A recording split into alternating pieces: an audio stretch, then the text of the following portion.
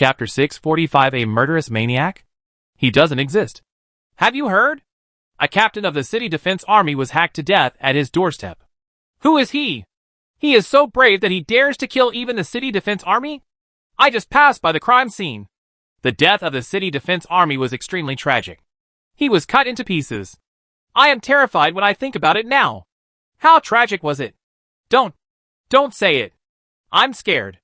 Everyone should leave quickly. Go early and come back early. The city has been uneasy recently. Near the gate of Haishang City, 4 or 5 residents went out of the city to chop firewood. Their conversation just happened to reach Nanfeng's ears. A captain of the city defense army died? A very miserable death? Cut into pieces? Could it be Xiao Luo who did it? This thought suddenly popped up in Nanfeng's mind. He thought of Long Wudi's words in the past month. A large number of strong men in the Falling Sun Empire have died. And they were all cut into pieces. And the way the city defense soldier died was exactly the same as those strong men. It's hard not to suspect Xiao Luo. But Nanfeng couldn't be sure. So he had to go to the scene to find out. He walked in the direction the residents came from. And soon found the crime scene. T Street. This small street was crowded with people at this time. Even in this heavy snow, where you can't see your hand in front of you, there are still many residents who get out of their beds to watch the excitement. They each held a lantern in their hands, whispering to the meat paste on the ground, with a hint of fear in their words. Make way! Make way! The city defense army is coming! Nanfeng shouted twice. And the residents in front of him immediately made way for Nanfeng. Nanfeng finally saw the tragic scene clearly. This city defense army was the captain who stabbed the 8th sister-in-law before Wang Qin. He died miserably. His head was chopped off. And the incision was smooth and flat, as if it was cut by laser. And this head was placed upright at the door of his house, with his eyes wide open. Even though he had been dead for a long time, Nanfeng could still see the unconcealable fear in his eyes. Nanfeng could imagine that scene. A man in black laughed creepily, cut off the head of the city defense soldier with a knife, and placed the head at the door of his house. After a person is beheaded, his consciousness will remain for a very short period of time. Perhaps 1 second. Perhaps 0.5 seconds. Or perhaps even shorter. But in this extremely short period of time, the man in black quickly cut the body of the city defense soldier into pieces and chopped it into meat paste. This city defense soldier watched himself being chopped into meat paste. Nanfeng was numb. Before, he thought Xiao Luo stopped him to save this scum. But now he knows that Xiao Luo didn't want to save Wang Qin. He just didn't want Wang Qin to die so easily. He's really crazy, Nanfeng murmured. Killing and massacre are two completely different concepts. Nanfeng also wanted to kill Wang Qin, the scum, but he just wanted to kill him in one move, and had no intention of massacre. Such a cruel method. Xiao Luo completely showed the dark side of his heart. Wait, this doesn't seem to be massacre, Nanfeng thought secretly. Xiao Luo first beheaded Wang Qin with a knife, ending his life, and then cut him into pieces. Theoretically, Wang Qin didn't feel any pain and died very happily. Can this be considered massacre? It doesn't seem to be. However, since Wang Qin is already dead, why did Xiao Luo want to chop him into pieces? This behavior is very strange. To vent anger? Or to satisfy the pleasure in his heart? Nanfeng thought for a moment, and thought of a possibility. It should be that Xiao Luo, the black version, wanted to chop Wang Qin into pieces and let him die in great pain to satisfy his own pleasure in his heart. But Xiao Luo didn't want to do this. But it was obvious that Xiao Luo's original will could no longer completely control this blackened clone. He could only briefly seize the control of the blackened version, take the lead, and behead Wang Qin to make him suffer less pain. This reason can barely explain the current situation. It seems that Xiao Luo is also trying very hard to suppress his clone, Nanfeng murmured, looking at Wang Qin's room. There was still candlelight in the room. Nanfeng strode in, wanting to see if there were any clues inside that could help him find Xiao Luo. Pushing open the door, Nanfeng saw at a glance that there was a woman lying limply on the ground. Sister, you are not allowed to sleep here. Nanfeng walked forward and gently kicked the woman's arm with his toes. The woman was motionless, as if she was dead. But Nanfeng could still hear her breathing clearly, which meant that the woman was not dead, but just fell asleep. There is a wound on the abdomen. Nanfeng looked at the woman's abdomen, where there was an obvious knife wound. But the wound has healed now, and is not bleeding. Why did Xiao Luo cut this woman? Is this elder sister also a scum? Na Feng frowned slightly. And why did he heal her wound after stabbing her? It's really contradictory. Na Feng shook his head, not understanding what Xiao Luo was thinking. There were no clues in the room, and Xiao Luo would not leave any clues. Na Feng took a casual look and prepared to climb out of the window and leave. But he heard the whispers of the residents outside the house. It's really terrible that there is a murderer around us. Alas, what a devil. He dared to kill even the city defense army. Captain Wang Qian is such a good person. He often sends fruit to my daughter, and takes time to teach her to read in the evening. Yes, the widow Lin from the next street was able to support her 3 children alone thanks to his help. Such a good person died so tragically. God, please take a look. That murderer is really a beast. I curse him to choke to death when eating or drinking water. Hearing these words, Na Feng frowned. Wang Qian, this scumbag, did a good job on the surface. And the neighbors all thought he was a good person. It's fine to praise Wang Qian. But you actually cursed Xiao Luo and said he was a murderer? This group of awful guys really don't know what's good for them. Na Feng sneered and strode out of the room. Fellow villagers, pay attention. Look over here, Na Feng said loudly. Who is this guy? Shh, keep your voice down. This is the city defense army. He is a city defense army. Why is he not wearing a uniform? The residents whispered and looked at Na Feng. Seeing that everyone's attention had turned to him, Na Feng said in a deep voice, I am the deputy commander of the Haishang City Defense Army. After a brief investigation, I have found out the truth. The truth of this matter is that Wang Qian, a member of the City Defense Army, abused his first wife and stabbed her. This scene happened to be seen by a kind-hearted strongman passing by. In the process of stopping Wang Qian, the two sides clashed and the strongman accidentally killed Wang Qian. So, there is no murderer in Haishang City. There is only a kind-hearted person who saw injustice and took action when it was time to do so. Chapter 646. Even we don't know where the boss is. The onlookers looked puzzled by Nanfeng's words and didn't really believe them.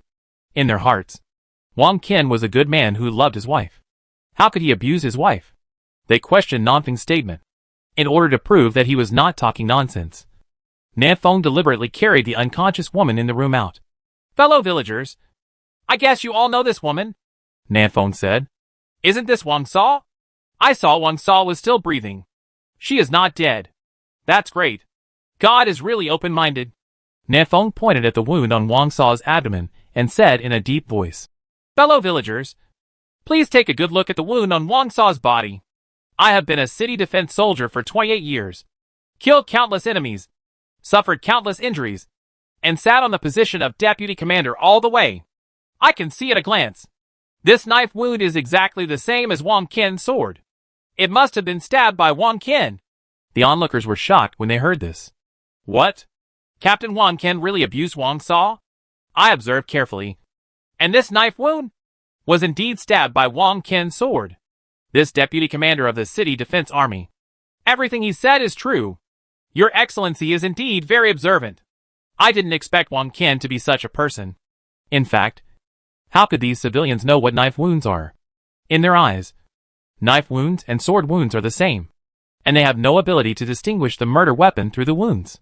But Na Feng has been emphasizing that he is the deputy commander of the city defense army. How dare these civilians deny what the deputy commander said? Wouldn't that mean they want to die?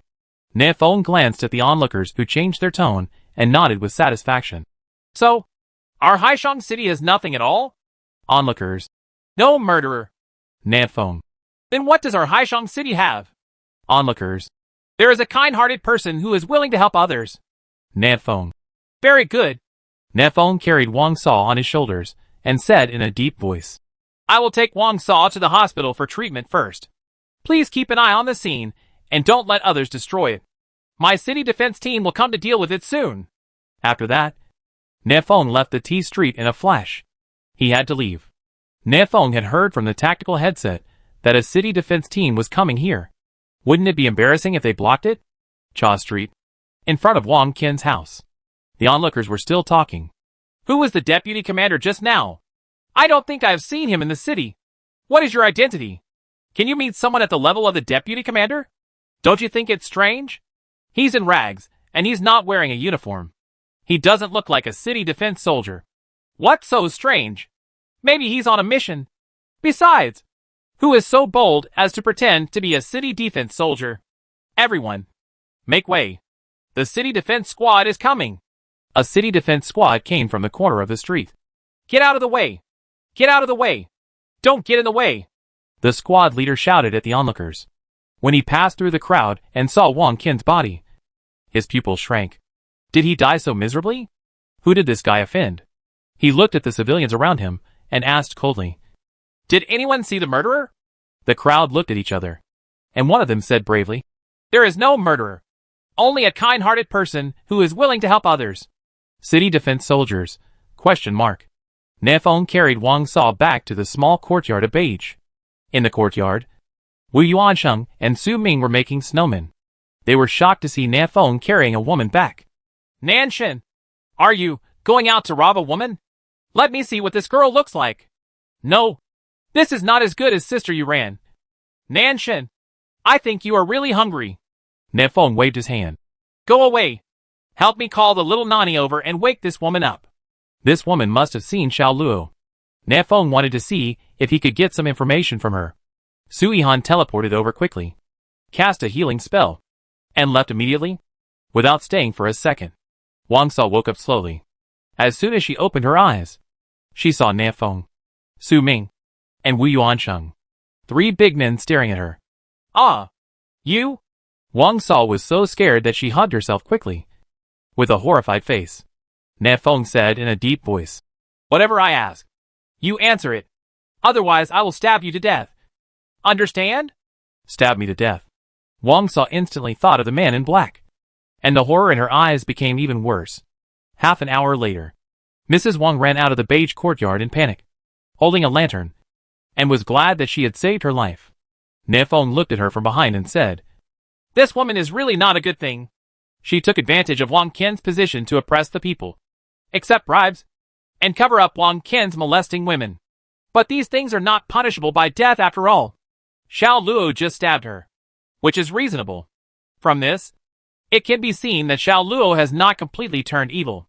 He still has a bottom line." This conclusion made Nefeng feel a lot more relaxed.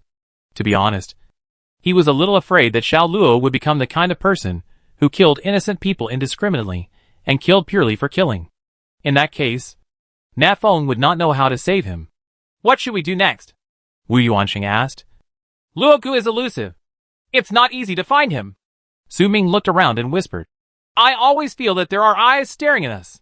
Maybe one of Luo Ji's clones is nearby." "Shoo!" Nefeng made a gesture to silence. "Don't make a sound. We just follow the plan." Su Ming and Wu Yuansheng nodded and returned to their rooms. Nefeng stood in the courtyard and took out the teleportation array openly. But no one knew where he was teleported to. A few hundred meters away, on a 5-story building, a man in black stood there, watching everything that happened in the beige courtyard indifferently. Next to this man in black, there was another man in black squatting. The standing man in black had a cold face, as if he was an iceberg president. The squatting man in black was silly and happy, making snowmen, and from time to time, he would raise his head and take a look at the situation in the courtyard. "Hey, Cole, they are all gone." The silly man in black suddenly spoke. "Yeah." The cold man in black hummed as a response. "Cole, do you think they can find the boss?" The silly man in black asked again. "No." The cold man in black answered coldly. "Why?" "Because even we don't know where the boss is." After saying that, the cold-blooded man in black put on a black hood, jumped from the 5th floor, and soon disappeared into the night. The heavy snow was still falling. In a corner where no one paid attention, a reconnaissance plane took advantage of the night to fly into the sky, quietly looking down at the Haima Mall below. Chapter 647 City Light. Time flies. In recent days, the undercurrent in Haishang City is not peaceful. 5 days ago, a squad leader of the City Defense Army, Wang Qin, died suddenly at home, and his death was extremely tragic. 4 days ago, 9 city defense soldiers under Wang Qin died at home at the same time, and their death was exactly the same as Wang Qin's. Even though the residents stayed at home most of the time, this incident still caused an uproar in the city. In broad daylight, in the open air. Someone dared to break into the house and kill people who wouldn't be afraid. For a while, the residents of Haishang City were in danger and locked their doors, fearing that the murderer would target them. But even so, the murderous devil continued to kill people. 3 days ago, the head of the Zhao mansion in the east of the city was stripped naked and hung on a tree. He was whipped more than 200 times and died. Later, someone rescued more than 20 young girls from the secret room of the Zhao family. They were all deceived and abducted by the head of the Zhao family by improper means. 2 days ago, the second son of the Su family in the north of the city had his tendons cut off and thrown out of the city, and was bitten to death by a ferocious beast. Then an insider broke the news that the second son of the Su family regarded human life as worthless. He often caught some strong men with no background and no power on the street, and let them fight with ferocious beasts until they were killed by the ferocious beasts. A day ago, a professional midwife in the west of the city was disemboweled and died. The residents of Haishang City still don't know why the murderer wanted to kill a little midwife. In the corner room of the beige courtyard, Shinpan told the information he had just learned. This midwife is actually a human trafficker. She often replaces newborn babies with dead babies, and then sells the stolen babies. Nanfeng nodded as if he understood. No wonder she was disemboweled, Wu Yuanshan said. From what happened in the past few days, Luo Gu is now specifically killing evil people. Evil people will be punished by evil people. This is what it means. Su Ming touched the stubble on his chin and murmured. Do you think that Luo Ji's behavior is a bit like the light of the city? Don't tell me. It's true now that you put it that way. Nanfeng nodded and said. He is really developing towards kind-hearted people who are willing to help others. As expected, Nan, never lie to people. Since the government of Haishangqing has done nothing, then he, Xiao Luo, will take the place of the government and the law to punish those who are extremely evil. However, Xiao Luo's high-profile behavior naturally attracted the dissatisfaction of many people. The Zhao family and the Su family put pressure on the city defense army, demanding that the murderer be caught as soon as possible and that Haishangqing be clear again. Therefore, in recent days, the number of patrolling city defense troops in the city has increased several times. But these weak city defense troops naturally cannot catch Xiao Luo, no matter how they patrol. It is in vain. The senior management of Haishang City is also funny. They just expect this group of city defense troops to find Luo Gu? Wu Yuanshan laughed. Aren't there several strong men above level 40 in the city? Why don't they make a move? Su Ming curled his lips. If they make a move, it will be useful? We can't find it. Can others find it? Hey, if you can't find Xiao Luo, don't take me with you. I can find him. Nanfeng waved his hand, drawing a clear line with Su Ming, making himself more useful. Su Ming was stunned. Ah? You have found Luo Gu? Then why didn't you tell us? Nanfeng said. I did find him, but they are just clones. However, I am using the activity range of these clones to determine Xiao Luo's location, and I should be able to catch him soon.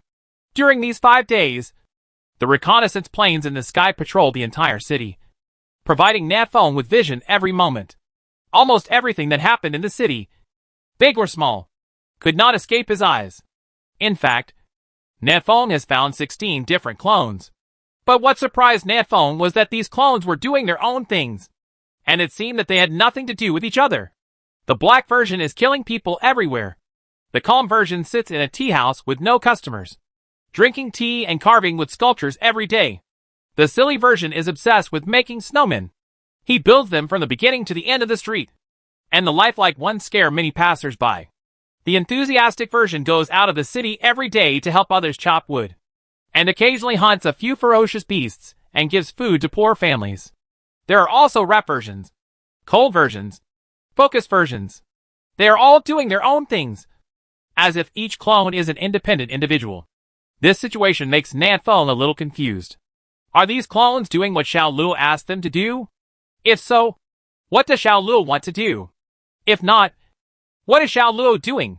It's really puzzling. Nanfeng scratched his head, saying he couldn't figure it out. Nanfeng never spent brain cells to think too much about things he couldn't figure out. He only knew that since Xiao Luo released all his clones, he must have his purpose. And Nanfeng only needs to continue to observe secretly and monitor the whole city. And sooner or later, he will be able to catch Xiao Luo. As for the previously formulated Arrest Xiao Luo plan, it has been completely rejected by Nanfeng. The Arrest Xiao Luo 1.0 plan is to let Nanfeng go directly to challenge the level 45 strongman in Haimal. Nanfeng can't beat a level 45 strongman, and Xiao Luo will not watch Nanfeng being beaten to death. So he will definitely show up. As soon as he shows up, Xiao Nan, who is hiding in the dark, will take action and arrest Xiao Luo while getting rid of the level 45 expert.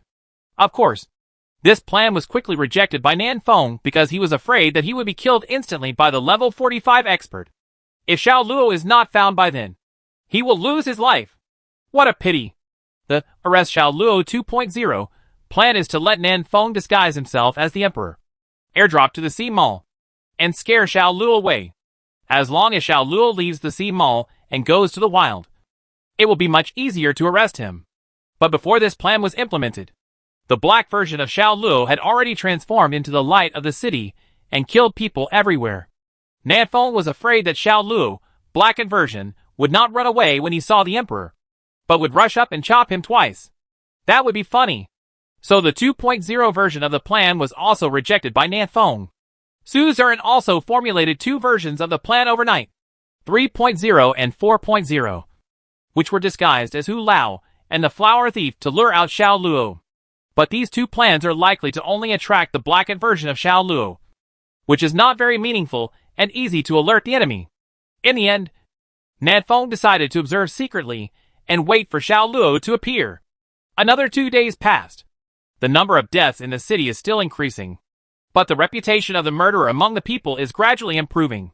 The residents slowly discovered that it seems to be a good thing to have a murderer in the city who is on behalf of the heaven and punishes evil? Bah! What murderer? He is obviously a kind-hearted person who is willing to help others. Chapter 648 I'm going to fight you. Dinner time. Nanfeng smelled the aroma of meat. He followed the aroma to the kitchen and found that Beige was frying wolf meat with spices. This wolf meat was the meat of the prairie wolf that Nanfeng had hunted a few days ago. He put it in his backpack at that time. Yesterday, Beige said that this wolf meat was very chewy and tasted great. So Nanfeng threw the prairie wolf body to Beige. Now, when he smelled this aroma, Nanfeng began to swallow his saliva. Beige did not notice Nanfeng peeking out the window. While frying the wolf meat, he was also cutting the side dishes quickly. And occasionally, he would check whether the old hen soup next to him was ready. These are nothing. There is a sub-mirror hanging on the wall of the kitchen. Mina was watching the live broadcast while cooking. Nanfeng took a curious look at the content in the sub-mirror. It was dark in the sub-mirror, but he could still vaguely see a strong man in thick clothes holding a hoe and digging in the ground. What is he doing? Farming in the snow? Nanfeng thought secretly. The strong man dug for a while and suddenly heard a crisp sound, as if he had dug something. He quickly bent down and dug hard, and dug out a ceramic jar from the ground. I dug it! I dug it! There is something in this midwife's yard. The sturdy man held the pottery jar and walked to the camera excitedly. Let's see what's in this pottery jar. Vomit you! The sturdy man opened the pottery jar while speaking. Then, he was immediately vomited by the stench coming out of the jar. Nanfeng's eyes condensed. And at the moment of opening the pottery jar live, Nanfeng saw clearly what was in the pottery jar. It was a dead baby. This dead baby should have died not long ago. And it was still intact. But the rotten body was still disgusting. Fuck! You scared me. The cooking starling was also scared and almost cut his hand. In the sub-mirror, the sturdy man vomited for a long time before he recovered and reappeared in the picture. Some new viewers may not know what the anchor is doing, but the viewers of Hey Shengsheng should all know that a midwife was killed a few days ago. There are rumors that the midwife is a human trafficker who often replaces live babies with dead babies and then sells the stolen babies. In order to confirm this rumor, I went to the midwife's residence and dug out a pottery jar containing a dead baby in her yard 2 minutes ago. There are more than one such pottery jars. The midwife is really a damn human trafficker. She really deserves to die.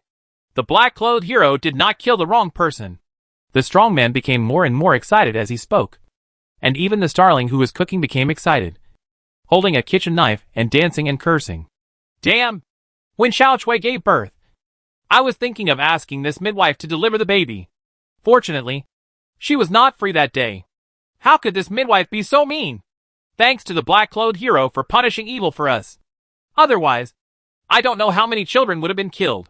As Beige spoke, he wiped his hands on his clothes, then reached out and held a sub-mirror, transferring the little magic power in his body into it. Thank you, Jean Laoba, for the 50 points of magic power. Thank you, boss.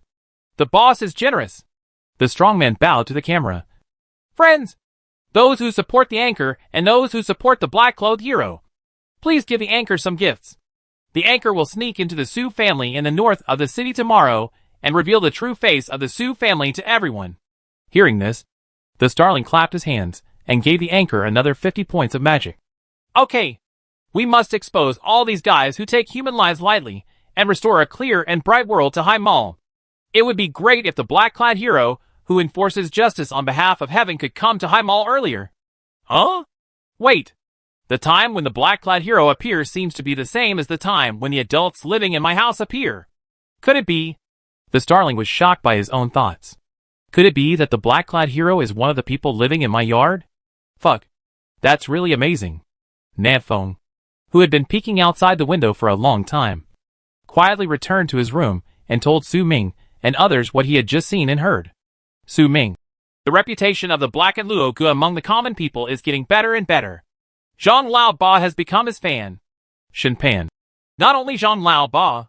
I have been doing parkour on the streets these days. I have heard and seen a lot. Most of the common people are now fans of Luo Gu. Wu Yuansheng. This is normal. Those powerful bigwigs don't regard the common people as human beings at all. The common people have been resentful for a long time. Now that Luo Gu has helped them kill the bad guys, they will naturally support Luo Gu.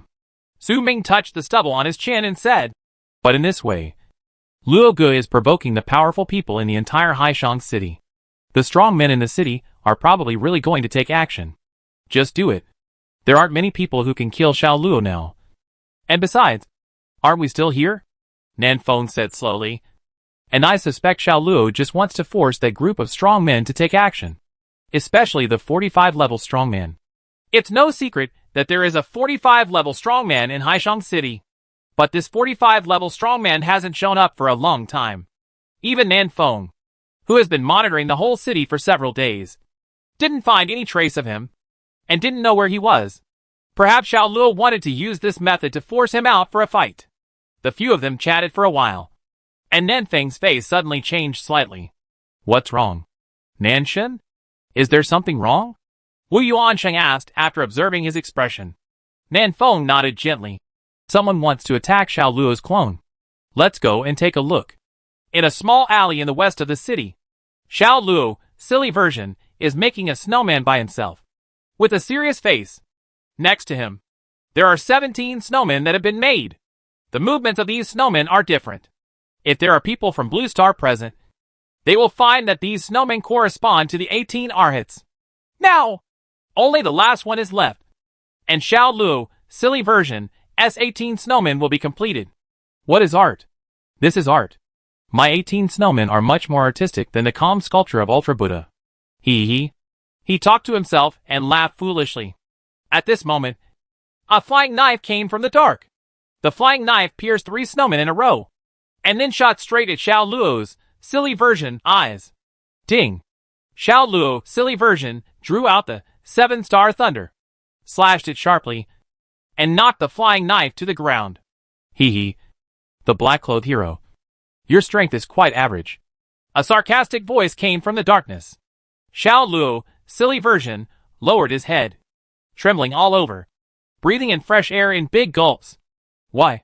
You are scared when you hear my voice? You are so weak. A figure came from the dark and looked at Xiao Luo's clone with disdain. But he didn't know that Xiao Luo, silly version, was not afraid of him. To be more precise, Xiao Luo, silly version, was not afraid of anyone. He was trembling because he was angry. Why did you break them?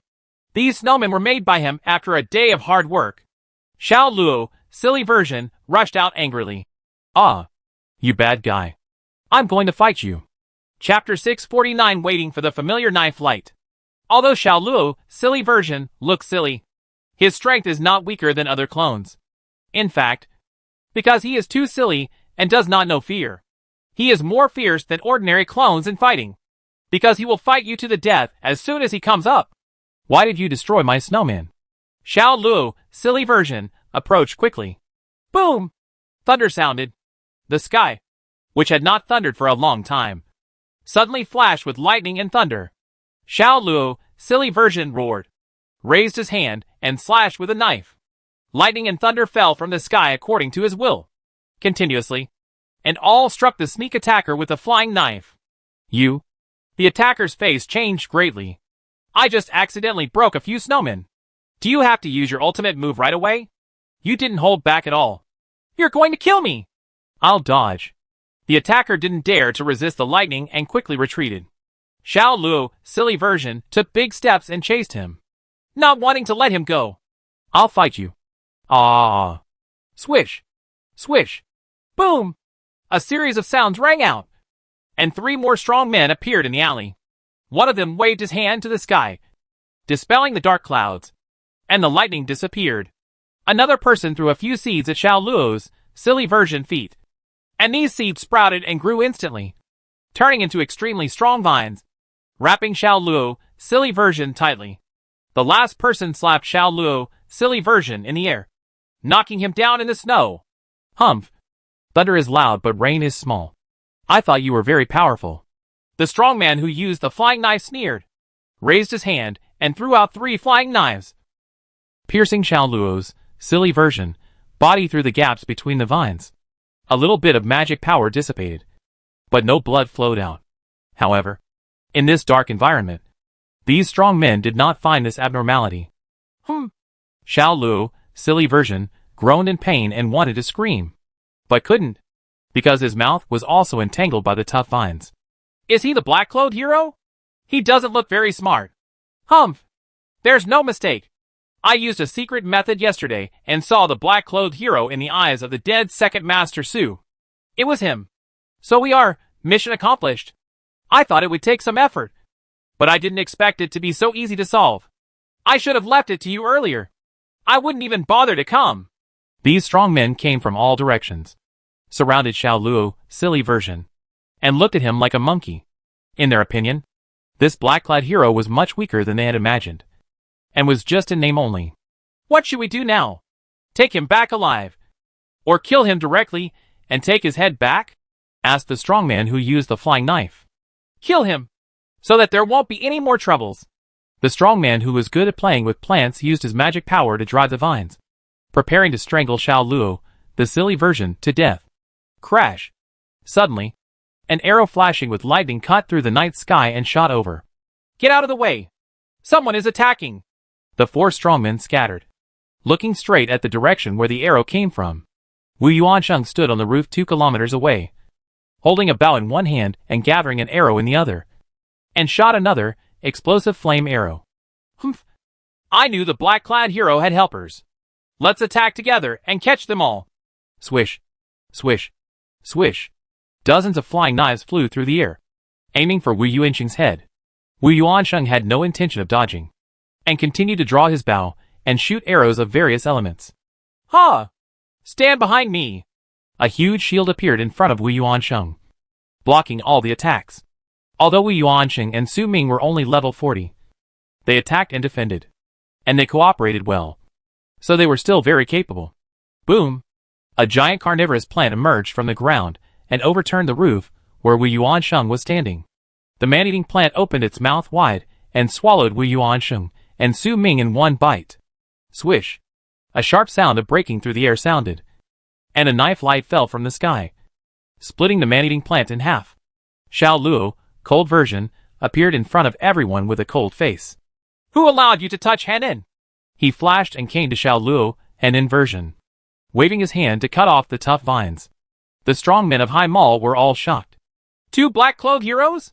No, that's not right. The one coming later is the real black-clothed hero. No wonder. I think the one in front is a little stupid. They discussed for a few words and surrounded them again. It seems that they will not stop until they catch the black-clothed hero tonight. Wu Yuansheng climbed up to another roof and said in a deep voice, Brother Luo, hurry up. They have many helpers hiding in the dark. Xiao Luo, cold version, nodded slightly and was about to retreat. But Xiao Luo, silly version, beside him rushed up again. Ah! You bad guys! I will fight you! Wu Yuansheng. At this moment, Wu Yuansheng had only one idea in his mind. Dashikan. What are you going to do? The strong man who used the flying knife laughed. I thought he was pretending, but I didn't expect him to be real. Go! Kill these two black-clothed heroes! In the dark environment, several strongmen appeared. Most of the strongmen rushed directly to the two clones, and a few of them attacked Su Ming and Wu Yuansheng. Shield strike! Su Ming swung his big shield and knocked a strongman who was approaching away. He said in a deep voice, Old Wu, let's go! There are too many of them. We can't beat them. Wu Yuansheng shot more than 10 arrows in a second. What about Luoge? There are only 2 clones. They can be resurrected after death. Why do you care about them? As he said that, Su Ming jumped down from the roof and rushed forward with a big shield. Follow me! Wu Yuansheng didn't dare to continue fighting, and hurriedly followed Su Ming. You want to run now? Can you run away? A level 43 warrior chased after him with a sneer. Bang! Boom! Su Ming's giant shield was overturned, and Wu Yuansheng was punched into the wall. Swish! Swish! Swish! Shadowless hand. Shin Pan suddenly rushed out and slashed at the level 43 warrior. His hand left a shadow. Humph. You're looking for death. The level 43 warrior stretched out his hand and grabbed Shin Pan's wrist. Shin Pan was startled. Wait. I'm just passing by. Boom! The level 43 warrior knocked Shin Pan to the ground with one punch. The gap in strength was too big, and the 3 of them lost their combat effectiveness after just one encounter. You are the helpers of the black-clothed hero? You are too weak. The level 43 warrior sneered and raised his leg to step on Shin Pan to death. Nan Feng, who was hiding in the dark with a gun, had a calm look in his eyes. He would fire a fatal shot before the kick landed on Shin Pan, killing the level 43 warrior instantly. But the kick hadn't landed yet, so he wanted to wait a little longer. What was he waiting for? Waiting for that familiar knife light. Chapter 650. Do you try? A 45-yard big foot stepped on Shin Pan's head. Shin Pan was sweating profusely. He felt that this kick could crush his head, just like crushing a watermelon. Brother Luo, save me! Shin Pan shouted with all his strength. The familiar knife light came as expected. Crack! With one knife, the space was broken, and the right leg of the 43-level strongman was cut off from the knee, with a neat and smooth incision. Ah! The strongman screamed, his face pale, and retreated madly. He looked ahead in panic, where there was a man in black, walking slowly towards him. Black-clad hero? Are you surrounded by them? The level 43 warrior looked stunned and puzzled. Shin Pan flipped up from the ground and hid behind the black-clad man. Uh-huh. Luoge, you really can't bear to watch us die. Shin Pan laughed. I've been looking for you for so long, and you finally showed up. It seems that this self-torture trick is still very useful. Su Ming picked up his big shield and took Wu Yuansheng off the wall. Luoge, come back with us. Wu Yuansheng. Yes, Luoge. Our brothers can help you find a solution to your problem. You don't have to solve it alone. The man in black looked at the 3 of them and said calmly, I'm sorry to disappoint you. I'm not the real one. Shin Pan. Su Ming. Wu Yuansheng. Ah? This one is not the real one either. It's impossible to tell them apart. This is the calm version, the clone that usually comes to meetings. At some point, Nan Feng appeared on the roof next to him and spoke softly. Xiao Luo, calm version, looked at Nan Feng and didn't say anything, but quickly rushed to the cold version and the silly version. What is the calm version going to do? Go save the other 2 clones? Wu Yuansheng asked in confusion. What's there to save about the clones? They can be resurrected after they die. Right? Not sure. Nan Feng shook his head slowly. You go back first. I'll go over and take a look. In the Haima city, more and more strong men came to surround and kill here. It was too dangerous for Wu Yuansheng and the others to continue staying here, so Nan Feng asked them to leave quickly. The 3 nodded and quickly used the teleportation array to leave the Haima city. Nan Feng turned his eyes and looked at the level 43 strongman. He took advantage of the time when the few people were talking and tried to escape quietly. You want to leave after beating my brother? Nan Feng sneered. Set up the laser cannon and pulled the trigger. Boom! The light blue beam of light was particularly conspicuous in this dark environment. The level 43 warrior was killed instantly without even a scream. A warm current flowed into Nanfeng's body, and his experience value increased a lot. The experience value is much higher than that of the beasts of the same level. Nanfeng murmured in a low voice, put away the laser cannon, jumped on the roof, and rushed to the center of the battlefield.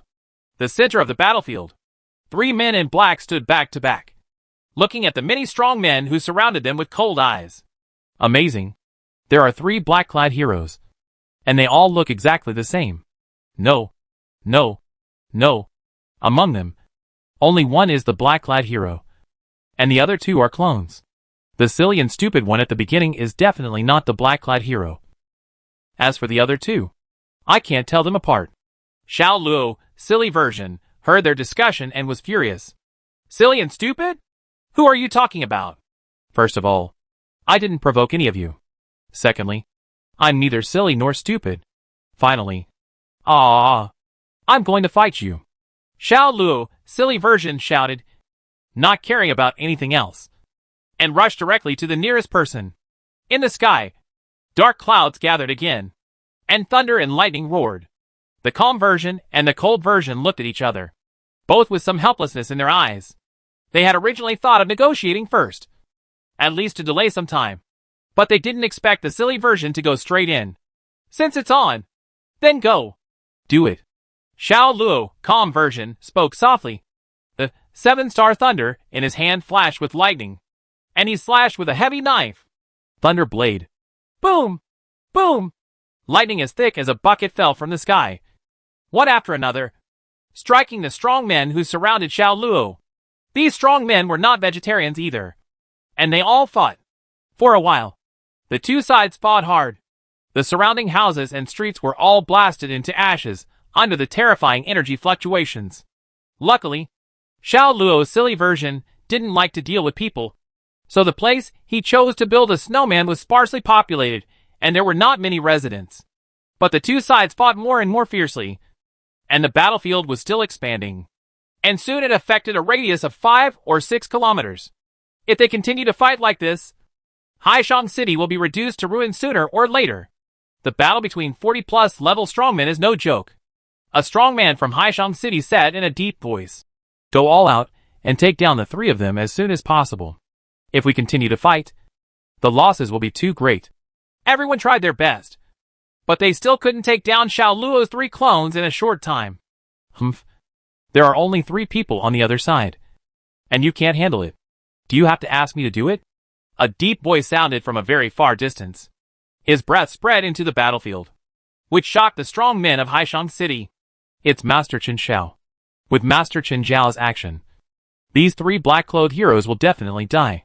But then again, these 3 guys are really strong. They are only barely at a disadvantage under the siege of more than 10 of us. The 3 of them are close to level 44. They are indeed not weak. Hee.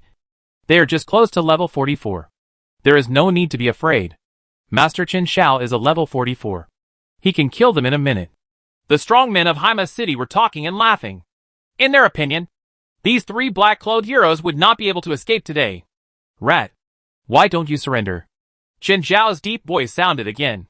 He flew quickly from the other end of Haima City, full of momentum, as if he could wipe out all 3 black-clothed men with one move. But before he could reach the battlefield, he suddenly stopped, his face solemn, and stopped in the air. Huh? Why did Lord Chen Xiao stop? Is it because he disdains to attack weaklings? No. Judging from his expression, he seems to have encountered some trouble. Just 2 seconds ago, Chen Xiao felt that he was being stared at by a terrifying thing, and all the hairs on his body stood up. The other side, there is a master. Nanfeng stood 10 kilometers away, aiming the crosshairs of the laser cannon at Chen Zhao's chest, and said jokingly, you are only level 44. Why are you talking so arrogantly? What do you mean, I have to take action? Right. Why are you pretending to be a master?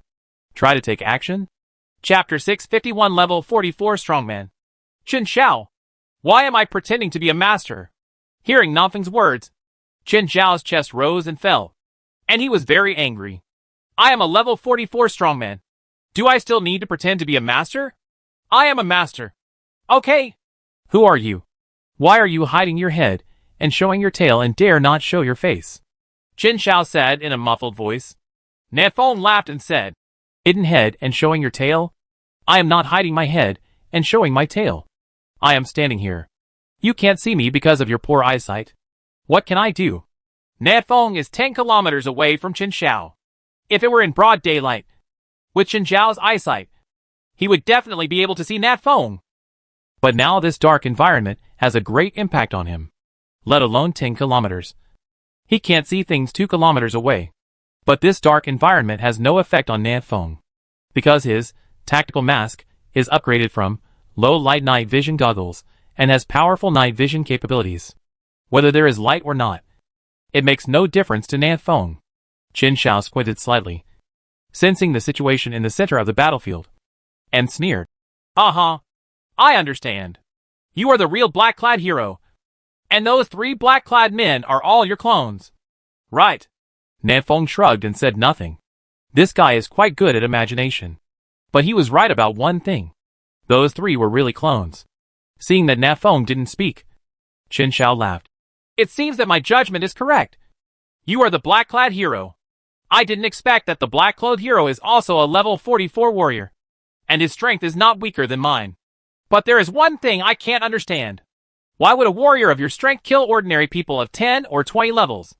Don't say you are doing it to eliminate harm for the people and to enforce justice. No one will believe such a low excuse. Nanfeng raised his eyebrows slightly. To be honest, he didn't know why Xiao Luo did those things. Is it to lure the level 45 warrior to show up? Or is it really to eliminate harm for the people? Or are those just the blackened version of himself, and actually have nothing to do with Xiao Luo? Nanfeng didn't know. But since the other party asked this question in public, Nanfeng would naturally help Xiao Luo to improve his reputation. He mobilized his magic power and spoke with full energy. Of course it is for justice. You officials in Haishang City protect each other. Take human lives lightly, and ignore the lives of ordinary people. Under your rule, the common people are in darkness. Just like today, I, the black-clothed hero, will kill all of you beasts. Kill all of you scum. As long as I, the black-clothed hero, am alive, I will keep killing and create a bright and clear world. Nanfeng's words were wrapped in his magic power and spread throughout the streets and alleys of Haishang City. A large number of residents got out of their beds, walked out of their doors, and looked up at the sky. The one who just spoke was the black-clad hero. He is a good man who stands up for the people and upholds justice. Black-clad hero, we support you. At the same time, in the center of the battlefield, Qin Shao was shaking all over and was very angry. Damn, you black-clad hero are sick. Right? I'm chatting with you, and you're playing tricks on me? Okay. What a black-clad hero. Qin Shao turned his head and looked at the center of the battlefield, and said coldly, you bunch of trash. I have already pinned down the black-clad hero's body. Can't you even deal with his clone? 3 minutes. I limit you to 3 minutes. Take him down. At the center of the battlefield, the warriors who were besieging the clones felt nervous when they heard this. Before, when they saw Qin Shao preparing to attack, they started to slack off and did not use their full strength, because the strength of Xiao Luo's 3 clones was really strong. Not only did they fail to take down the 3 clones, but they were also injured by the clones. Among them, a level 42 warrior was almost cut in half by the silly clone. In this case, the warriors of Heishengcheng were naturally unwilling to rush to the front. They all hid behind and slacked off, using skills, waiting for Qin Shao to take action to deal with the 3 clones. But now, Qin Shao was restrained by the black-clothed hero's body, and these 3 clones had to be dealt with by them. The warriors of Heishengcheng looked at each other. Don't hold back. I believe you don't want to offend Master Qin Shao. Right. Alas, we have to fight hard. I'll go first, and you guys follow. Come on. Kill. I don't believe that more than a dozen of us can't deal with 3 clones. In an instant, the strong men of Hai Mall stopped slacking off and went all out. Xiao Luo, silly version, was taken care of and was soon seriously injured. A little bit of magic flew out of his body and floated into the air. Hold on. Xiao Luo, cold version, quickly came to the side of the silly version and forced back the strongman, who attacked with a horizontal slash. Then, the cold version slapped a palm and pressed it on the back of the silly version, transferring his magic power to Xiao Luo, silly version. No! You will die like this! Xiao Luo, silly version, took 2 steps forward and kept his distance from Xiao Luo, cold version. He smiled naively. I am stupid and easy to be deceived. I won't live long anyway. You don't have to save me. Xiao Luo, cold version, said coldly. I will save you. Nan Feng, who had been paying attention to the battlefield, frowned when he heard the conversation between the 2 clones. What does it mean? After hearing this, could it be that these 2 clones will die? Can't Xiao Luo summon clones infinitely? It's really confusing. Could it be these clones have completely left Xiao Luo? Suddenly, Nan Feng's mind flashed with inspiration, and this bold guess appeared. This thought scared Nan Feng. Did these clones voluntarily break away from Xiao Luo? Or did Xiao Luo voluntarily separate from the clones? Where is Xiao Luo now? No! I must ask the conversion. What's going on? If anyone among Xiao Luo's clones is closest to Xiao Luo's own will, it must be the conversion. Because Xiao Luo is an extremely calm person. Communicating with the calm version may get some useful information. Humph! Dare you be distracted in front of me? Nan Feng's ears suddenly rang with a loud shout, and the exploding sound waves made him dizzy. Qin Shao seized the moment when Nan Feng was distracted, and flashed directly to Nan Feng, using sound wave attacks to control Nan Feng for 2 seconds. 2 seconds. Enough for me to beat you half to death. Qin Shao sneered and punched out. Boom! In the dark night, a light blue beam of light flashed and hit Qin Shao's fist. How is it possible? Qin Shao was shocked. Why? Why couldn't the black-clad hero control his sonic attack for even half a second? This is unreasonable. Nan Feng shook his head and sneered. What I fear least in my life is sonic attack. With a tactical headset, no matter how powerful your sonic attack is, its power will be weakened by more than 90%. Want to control me? Can you do it? Humph! I underestimated you. But if I get close to you, you will die. Qin Shao stared at Nan Feng and did not forget to tell others. Hurry up and deal with the 3 clones. Don't let the clones interfere with me. Yes, Master Qin Shao. The strong men of Hai Mall responded in unison. Duh, duh, duh. Suddenly, crisp footsteps sounded from all directions. One after another, men in black appeared on the battlefield. Originally, the strong men of Haishang City surrounded the 3 clones in the middle. But now, they were surrounded by more than 20 clones. Xiao Luo, passionate version, carried a bundle of firewood and walked forward with a big laugh and said, Booty want to solve! Chapter 652, Killing the 3 Corpses. So many black-clad heroes? The strong men of Hai Mall looked at the black-clad men who surrounded them, and collectively took a breath of cold air. Originally, there were only 3 black-clad heroes, and they were already difficult to deal with. Now the number has increased tenfold. What's the point of fighting? You have so many clones? In the sky, Qin Shao was also shocked. He used his spiritual sense to skin those clones, and his surprise was even greater. Every clone here is very powerful. Even the clones have this kind of strength. So your original body is not. Qin Shao looked cautiously in the direction of Nan Feng. Nan Feng smiled and said, Actually, these are not my clones. And I am not a black-clad hero. I am a famous hero. A famous hero? Where did he come from? Sounds familiar? A famous hero? The famous hero from Black Crow City? Qin Shao suddenly remembered something. His eyes flashed. You are Nan Feng, the Lord of Baishui City? Huh? Someone actually knows that the famous hero is me. Nan Feng was stunned. How come this person even knows the small account I used when I just started to enter the world? A few months ago, the Emperor appointed 2 chosen ones as city lords. And this matter was almost known to everyone in the Falling Sun Empire, because what happened that day was broadcast live. For a period of time afterwards, all the famous strong men in the Empire received information about Long Wudi and Nan Feng. This information is very detailed, including what they said, what they did, the aliases they used, the places they visited. Among them, there are even assessments of Long Wudi and Nan Feng's talents and strengths. Qin Shao remembered that the talent column of Nan Feng was personally rated by the Emperor as once in 1,000 years.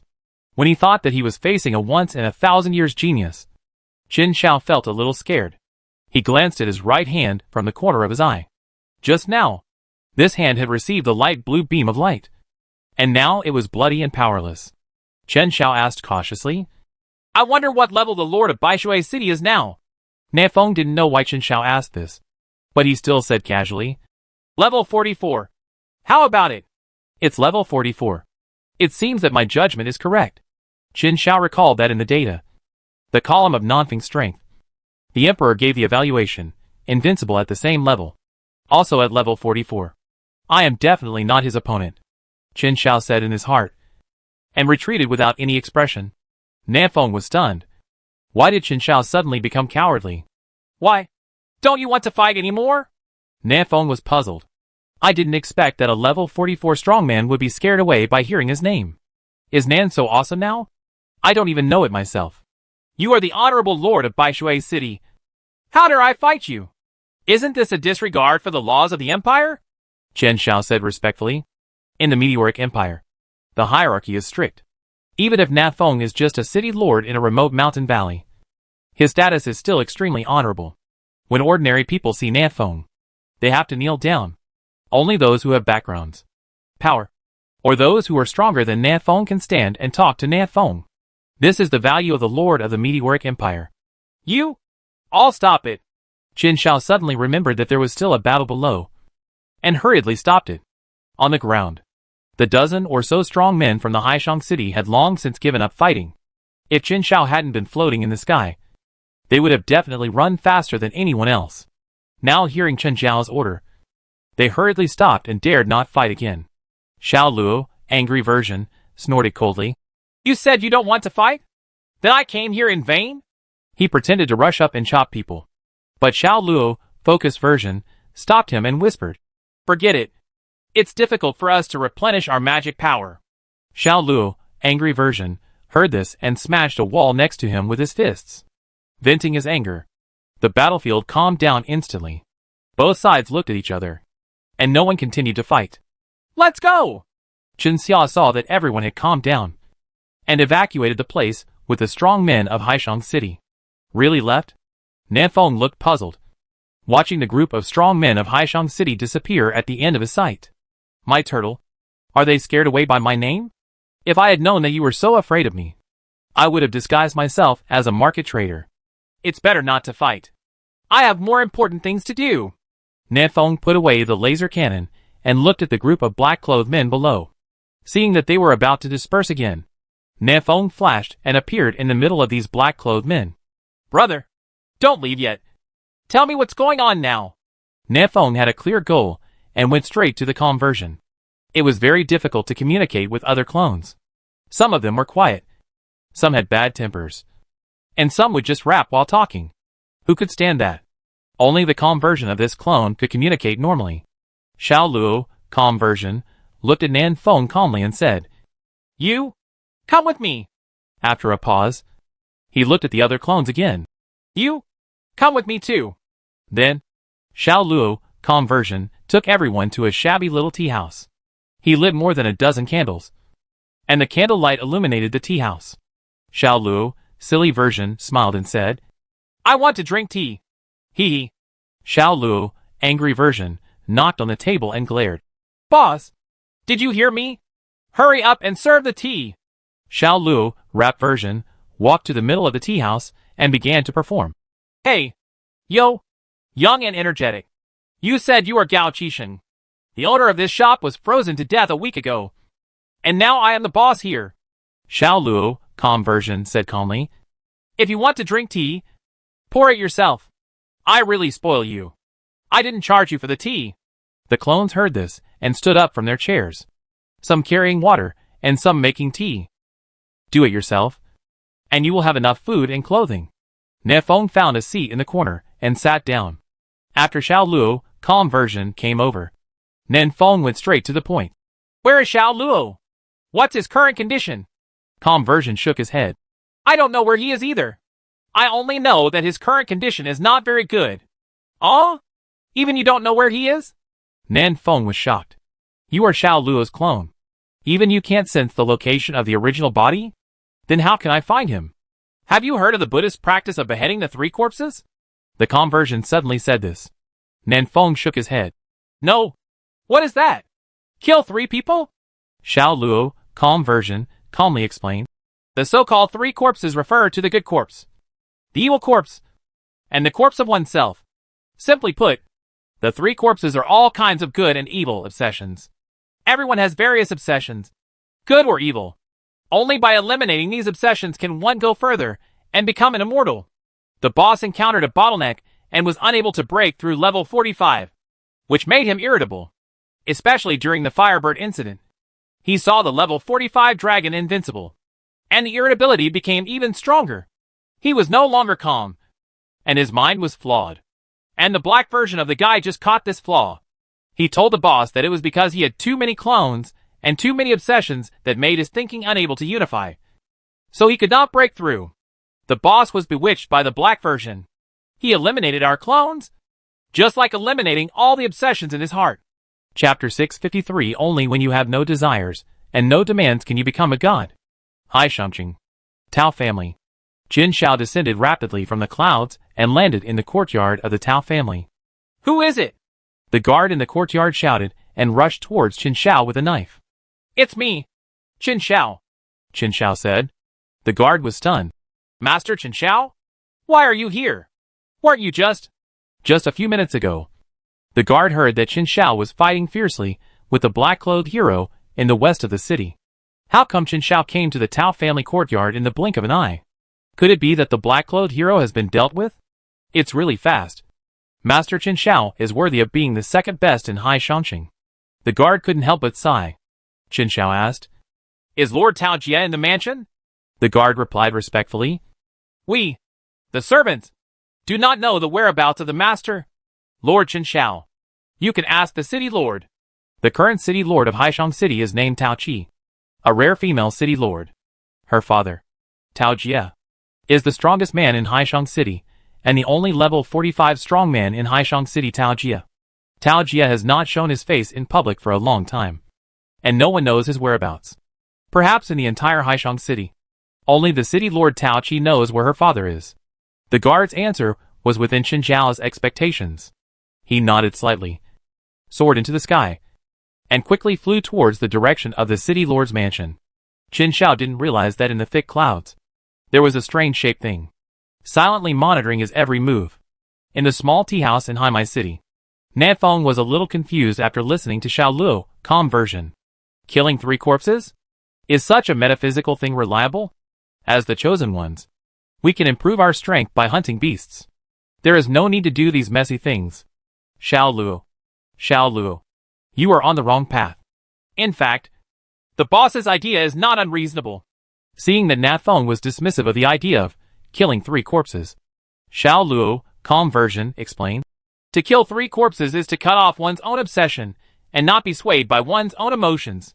There is a saying in the Tao Te Ching, heaven and earth are not benevolent, and treat all things as straw dogs. Saints are not benevolent, and treat the people as straw dogs. Heaven has no emotions.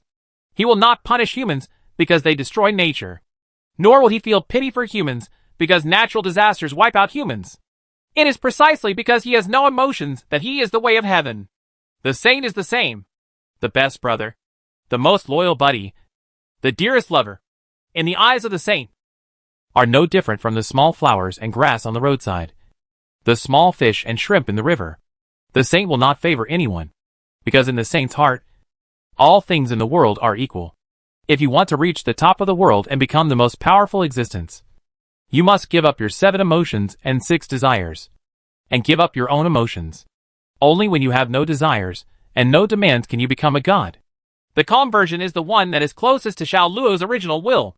His words basically represent Xiao Luo's own thoughts. Perhaps, the black version's bewitching was just an inducement for Xiao Luo to make this decision. Perhaps, Xiao Luo had long wanted to cut off all his clones, along with his feelings. There are 32 voices in my mind all the time, arguing, discussing, and talking. Perhaps, Xiao Luo couldn't bear it anymore. Nanfeng looked at Xiao Luo, calm version, and said calmly, What did you want to say to me just now? Or did Xiao Luo want to say to me? Is there any difference? Xiao Luo, calm version, said slowly, I am Xiao Luo. As he said that, he pointed to all the clones in the tea house. We are all Xiao Luo.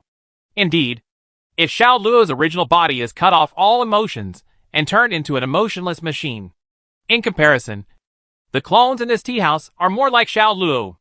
At least, they have emotions. Nanfeng sighed and whispered, "Are you sure you want to take this path?" Xiao Luo, calm version, hesitated for a while, but still nodded. "Since this is your own decision, I respect you." Nanfeng stood up and walked out of the tea house. Perhaps for Xiao Luo, becoming stronger is more important than emotions. The tea house was very quiet. All the clones didn't speak, but tasted the bitter tea in the cup silently. After a long time, Xiao Luo, silly version, smiled and said, "Is it true that once we die, the boss will be completely emotionless?" "Yes." Xiao Luo, cold version, said coldly. "Besides, without the source of magic power, we won't live long and will die soon." Xiao Luo, passionate version, laughed. "It's good too. At least before we die, we can feel the world as an independent, real person. Although, we are all incomplete people." After that, Xiao Luo, passionate version, drank the tea in the cup, carried a heavy bundle of firewood on his back, and walked out of the tea house. Goodbye, brothers. Once, Xiao Luo was also a passionate person who often helped those in need. Later, perhaps he was rejected, perhaps he was laughed at, or perhaps he did not get any reward for helping others. Xiao Luo could only bury his passion in his heart. Passion is no longer his main character. The passionate version inherited this characteristic of Xiao Luo. He is not afraid of being laughed at, nor does he care about other people's opinions. He only enjoys the feeling of helping others. Today's weather is not sunny. Xiao Luo, passionate version, hummed a little song and came to the civilian area in the east of the city. He wandered in the complex alleys for a long time and finally stopped at the door of a house. Dong! Dong! Dong! "And Zhao, are you home?" Xiao Luo, passionate version, knocked gently on the shabby door. The door was shaky and seemed to be in danger of collapsing at any time. Zila. After a sharp sound, the door was slowly opened. Aunt Zhao, with lifeless eyes, held a lantern. After seeing the bundle of firewood on Xiao Luo's passionate version back, she squeezed out a smile. "It's you, young man. You come to give me firewood again." "Uh-huh. Yes. Something delayed me today." Xiao Luo, passionate version, walked into the room. The room was shabby, but it was tidy. Xiao Luo, passionate version, put the firewood on the ground and said, "Aunt Zhao, these firewoods are enough for you to use for 2 or 3 days. I will bring you some more in 2 days." "Thank you. Thank you." Aunt Zhao's voice was a little choked. "My son and daughter-in-law were frozen to death, and my husband was eaten by a beast while chopping wood a few days ago. If it weren't for you, I'm afraid I would have frozen to death long ago." As she said that, Aunt Zhao was about to kneel down and kowtow to Xiao Luo, passionate edition. But passionate edition supported her in time. "Aunt Zhao, there's no need to perform such a great ceremony. It's just a small favor." At this time, a little girl of 5 or 6 years old came out of the room inside. The little girl was frozen red, with 2 snots hanging from her nose, and her hands were full of frostbite. She looked at passionate edition and smiled happily. "Big brother, you are here again." "Yes, I'm here again." Looking at the little girl's healing smile, the enthusiastic version also laughed. "By the way, big brother, I don't know your name yet," the little girl suddenly asked. She wanted to remember the name of this big brother who had always helped her in her heart forever. "What's my name?" Xiao Luo, enthusiastic version, suddenly fell silent. "Yes, what's my name? Am I an independent person? Or Xiao Luo's clone?" "No, none of these. My name is Xiao Luo," the enthusiastic version said with a smile. Chapter 654. The black version will not save people. Only you can. Time flies, and another 3 days have passed. The battle 3 days ago did not bring much change to Haishang City, except that a large area in the west of the city was reduced to ruins. During these 3 days, the black-clothed hero is still fighting against violence and justice. And there are no innocent souls under his knife. And the strong men of Haishang City no longer ask about this matter. As if they didn't see it, the mayor of Haishang City didn't say a word from beginning to end. As if he was dead. Gradually, in the streets and alleys, the black-clothed hero has become a great hero full of justice in the hearts of the people. They are no longer afraid of walking at night, no longer afraid of being stolen or robbed, because they know that in the corner where no one can see, there will be a chivalrous black-clad hero protecting them. What hi, my Batman? In the alley, a handsome guy murmured in a low voice. He looks like Panin, handsome and stunning. But unfortunately, the whole world is now shrouded in darkness, and no one can see his face clearly. He is dressed brightly, elegant and easygoing, with a faint smile on his lips, which is simply the synonym of a gentleman. If he were placed in the Blue Star before crossing, I don't know how many little fans would go crazy for him. Unfortunately, in this world, at this time, few people can appreciate his handsomeness. It's so lonely. The handsome young man sighed and strode out of the alley. Two residents came towards him. They were wearing thick cotton clothes and carrying heavy firewood. They walked hard in the snow, one step deep and one step shallow. Have you heard? There is a flower thief in the city recently. He specializes in picking young and beautiful girls. Of course I heard about it. Several girls have been ruined. What a beast. The black-clothed hero will definitely not let him go. That's right. The two walked past the handsome young man. They didn't notice the sarcastic smile on the handsome young man's mouth. Uncles, please stay. The handsome young man followed and called out to the two men. Uncles, is this Bafong Street in the north of the city? A resident turned around and looked at the handsome young man. Bafong Street? Bafong Street is far from here. How did you get here? The handsome young man smiled awkwardly. I have a distant relative who lives in Bafong Street, and I came to bring them some food. But it was too dark that day, and I got lost while walking. Oh, this is really... The two uncles suddenly realized what was going on. So that's how it is. Young man, follow us. We just happened to be going to Bafong Street. The handsome young man immediately bowed. Thank you very much. Uncles. The three of them turned around and crossed 3 streets. One of the uncles stopped at the door of a house. We are here. The uncle unloaded the heavy firewood from his back. Young man, keep going forward to the end. Then turn left. Then turn right. And you will reach Bafong Street. The handsome young man nodded and said, Thank you, uncles. The handsome young man followed the uncle's instructions and soon disappeared from the two people's sight. After he walked away, the two uncles chatted in a low voice. This kid is dressed gorgeously, and he looks like a young master from a rich family. Why would he go out alone? Who knows? Go home quickly.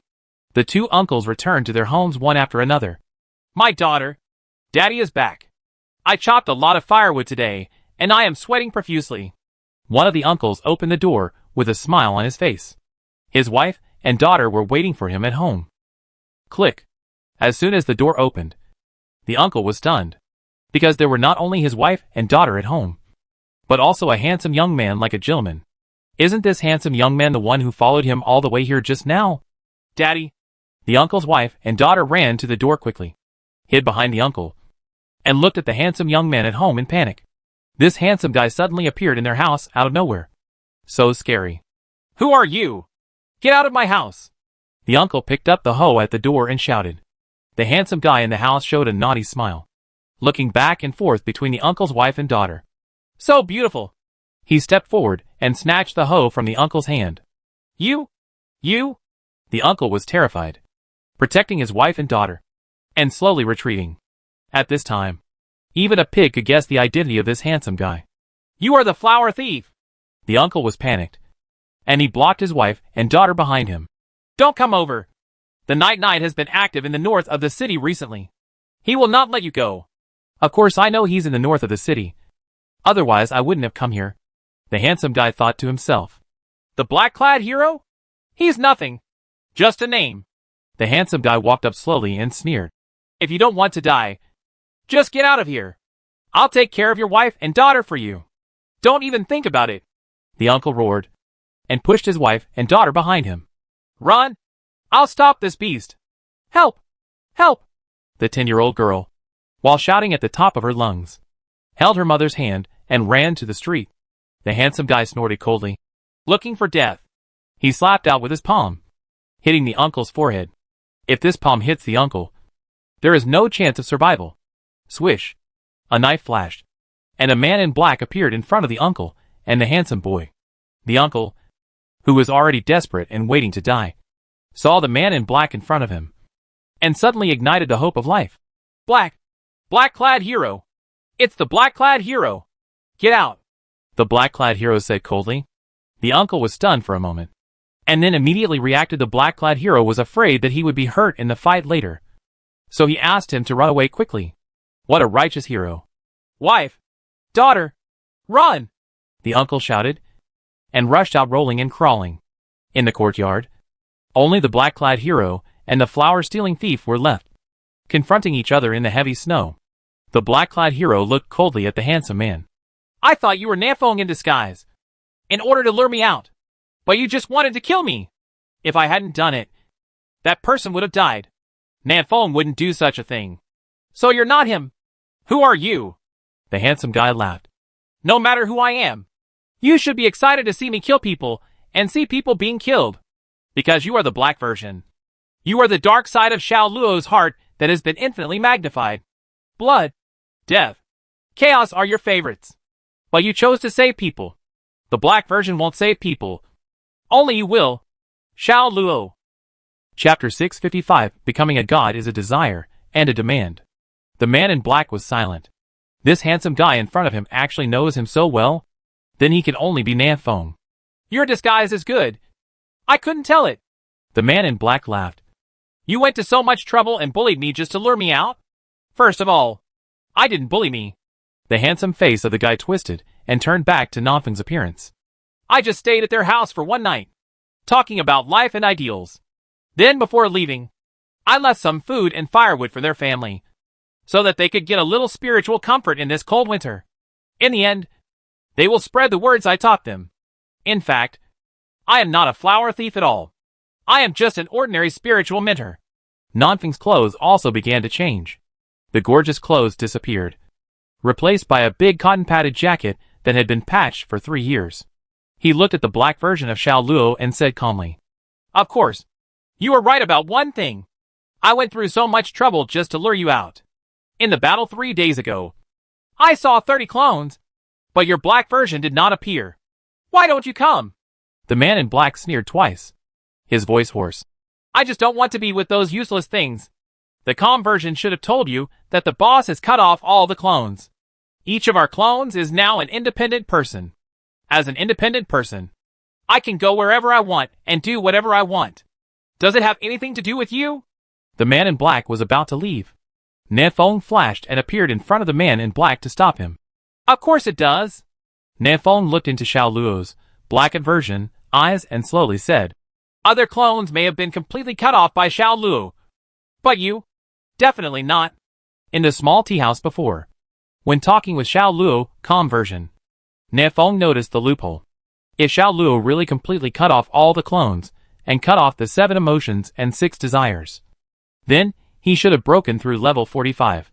But Nafeng took a look at the ranking list at that time, and Xiao Luo was still at level 44, which means that Xiao Luo has not yet reached the above step. He may really want to justly cut off all the clones, but there must be a few clones that have not been completely cut off. Nafeng first thought of the clone, calm version, as the clone closest to Xiao Luo's original will. Can Xiao Luo completely cut it off? It seems possible, because in the body of calm version, Nafeng can't see any other emotions. There is only calmness. Then, Nafeng thought of the blackened version that did not appear. Even a good person would have some evil thoughts deep in his heart. But as the dark side of Xiao Luo's heart, what the black version has done recently is too righteous. Isn't it? How can this be done by a black person? This is obviously the Batman of High Mall. So, the problem must be with the black version. Hearing Nafeng's words, Xiao Luo, the black version, lowered his head and laughed hoarsely. You are wrong. Now I am really an independent person. You are not. Nafeng said confidently. A completely black person should enjoy killing, without distinction, without purpose, and purely randomly for fun. But you didn't. You only killed those who deserved to be killed, and even saved those innocent people. In the battle in the west of the city 3 days ago, a large area was reduced to ruins, but very few civilians died. Why is this so? Of course, It's because a black-clad hero moved all the civilians on the battlefield away. Hearing this, the man in black remained silent. I didn't expect Nefeng to know about this. Wasn't he fighting with Qin Shao that day? He actually had time to observe other situations? Nefeng continued. Perhaps. Your original idea was to cut off all the clones. Be beautiful alone. And become a god alone. But you are worried about the black version. You are worried that the black version will kill innocent people, and that someone will die because of your decision. So, you cut off all other clones. But you still have a trace of contact with the black version. You help the black version choose the target of killing. Let him release the darkness in his heart. And sometimes you will directly seize the control of the black version and use his body to save people. My guess is correct. Right. Xiao Luo. The man in black lowered his head. His hood covered his eyes. And Nefeng could not guess what he was thinking through his eyes. Basically right. The man in black suddenly spoke. His voice was no longer hoarse. And he no longer made a creepy laugh. Nefeng smiled. He knew that the person talking to him now was the real Xiao Luo. Not some clone. Finally found you. Nefeng breathed a sigh of relief. This trip was not in vain. Come back with me. Xiao Luo. You're on the wrong road. Xiao Luo's voice was very calm. He said, This is the road I chose myself. Didn't you say you would respect my choice? I respect nothing. Nefeng snorted coldly. Think about it yourself. If you cut off your 7 emotions and 6 desires and become a walking corpse without emotions, are you still a human being? No. Xiao Luo said calmly. Because I want to become a god. Only when I have no desires and no demands can I become a god. Nefeng, you are a middle school student, aren't you? You have no desires. So why do you want to become a god?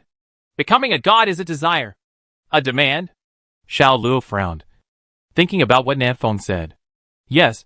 Why do I want to become a god? Is it to become stronger? Then why do I become stronger? To protect Nanchang? Or for other reasons?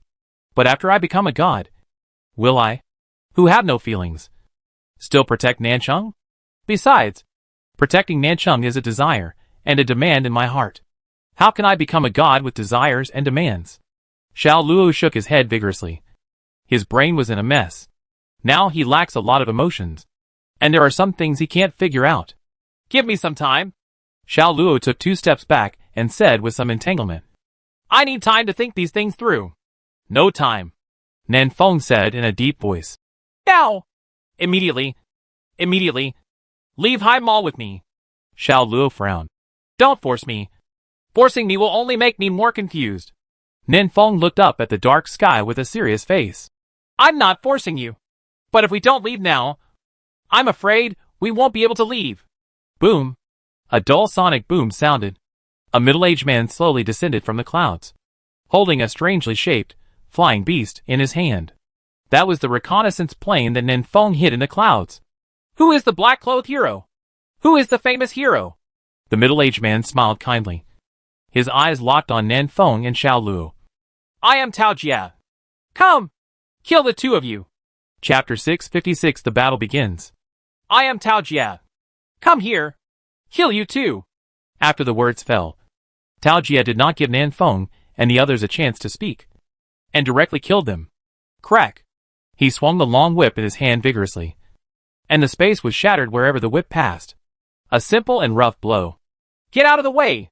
Nefeng shouted, and he and Xiao Luo left the place in an instant, each retreating hundreds of meters. The long whip fell from between the 2 people, pulling a bottomless crack in the ground. The earth shook. If you look down from the air, you will find that the entire High Mall has been split in half by this whip.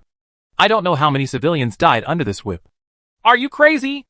Nefeng raised his head in shock and looked at Tao Jia in the sky. This guy actually used all his strength in the city? Does he really not care about the lives of civilians? Before this, no 40+ level strongman would use all his strength in the city. No matter how fierce the fight is, they will try their best to restrain themselves and not let the aftermath of the battle spread too far. For example, the battle 3 days ago. A dozen 40+ level strongmen, plus 30 Xiao Luo clones. This scale of battle can completely format the High Mall and beat it without any trace of human survival. But the final result of that battle was to turn the surrounding area of several kilometers into ruins. Who would be like Tao Jia? Who would use a big move right away? In the sky, Tao Jia slowly raised his hand, pretending to do it again. Stop! Nan Feng shouted. I am the lord of Baishui City appointed by the emperor himself. How dare you kill me? Puff. Tao Jia laughed out loud. You are using chicken feathers as a token of authority. Another whip was swung down. The whip cut through the sky and hit Nanfeng's face. Horrible. Horrible power. Nanfeng had forgotten when he last felt death so close.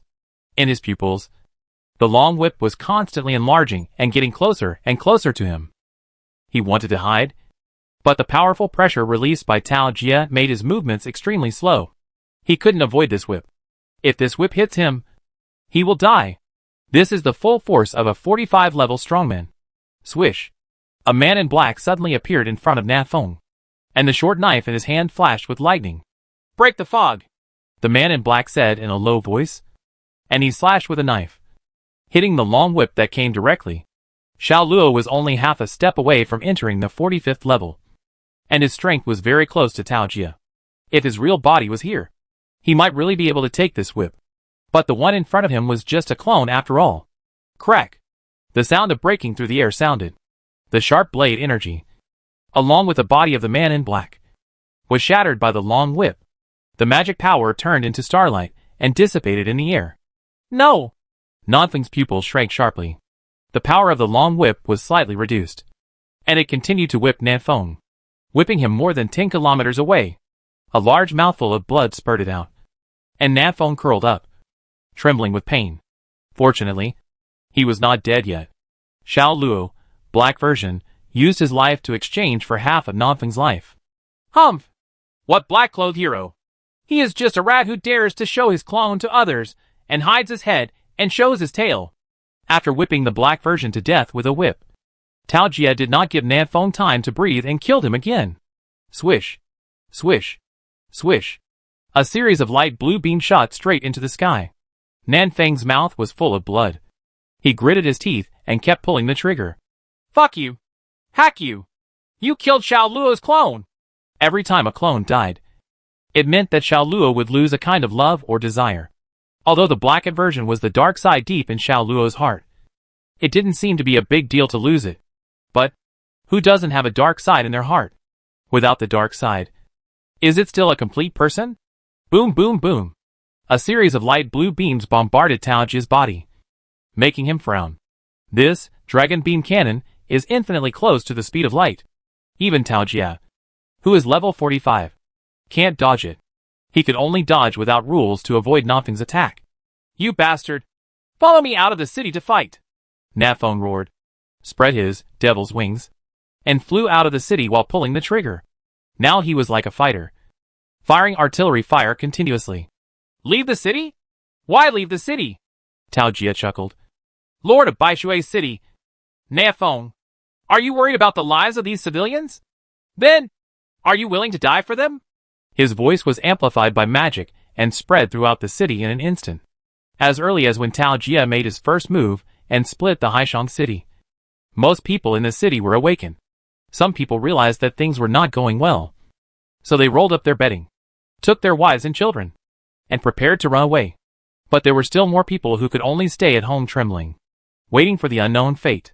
At this time, Tao Jia's words were heard clearly by everyone in the Haishang city. Those civilians who were unable to control their own destiny pricked up their ears and waited for Nanfeng's answer. Ha ha! Nanfeng spit out a mouthful of blood foam and laughed a little crazily. Why should I die for them? You are right. I am indeed worried about the civilians in the city, worried that our battle will affect them. But that's all.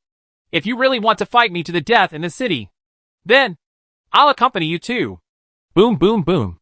A huge monster suddenly appeared in the thick clouds. It was Nanfeng's tactical bomber. Tao Jia laughed loudly when he saw it. Very impressive. But your strength is still a little weak after all. He swung the long whip in his hand and hit the bomber in the sky. Ice beam cannon!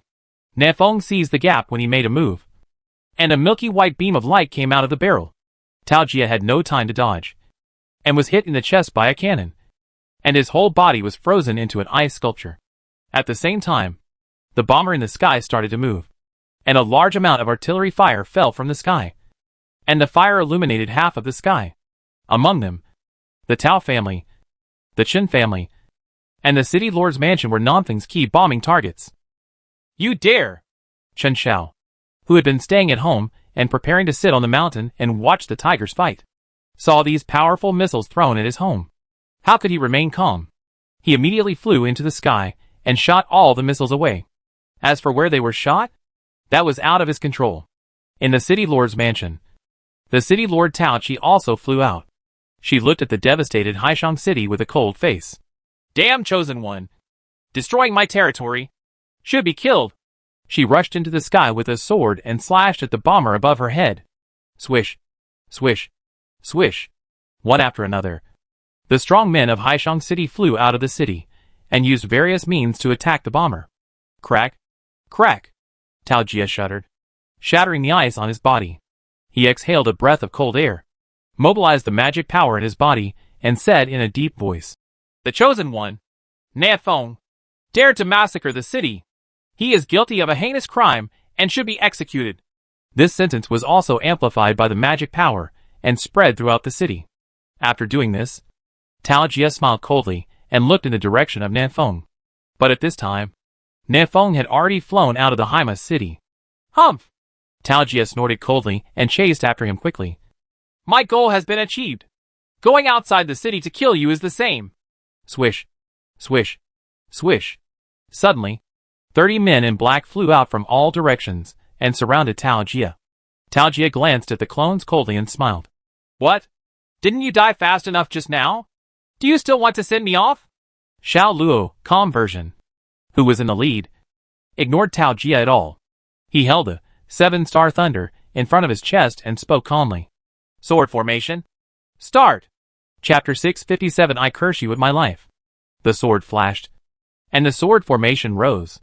The 30 men in black were like one body, slashing out the strongest sword at the same time.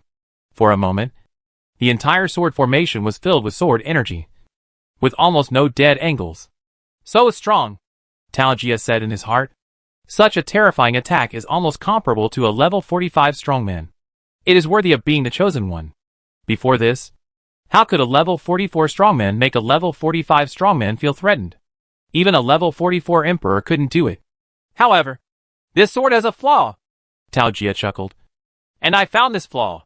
His figure shuttled back and forth in the sword formation, like a demon dancing on the tip of a sword. No matter how fierce the sword energy was, it could not hurt Tao Jia at all. Xiao Luo's sword formation required 32 people to attack at the same time to be perfect. But now, the black version died, and Xiao Luo's original body was gone. The sword formation composed of only 30 clones was full of loopholes. Such a sword formation is fine for dealing with weaker enemies, but it is not enough to deal with Tao Jia. Give me, die! Suddenly, Tao Jia seized a chance and swung the long whip in his hand. Swoosh! He aimed his whip at the weakest man in black in the sword formation, the silly version. Pick the softest ones first. Xiao Luo, silly version, looked at the long whip coming at him and wanted to dodge it. But he was powerless. He had been seriously injured in the battle 3 days ago. If other clones had not given him some magic power, he would probably have died earlier than the black version.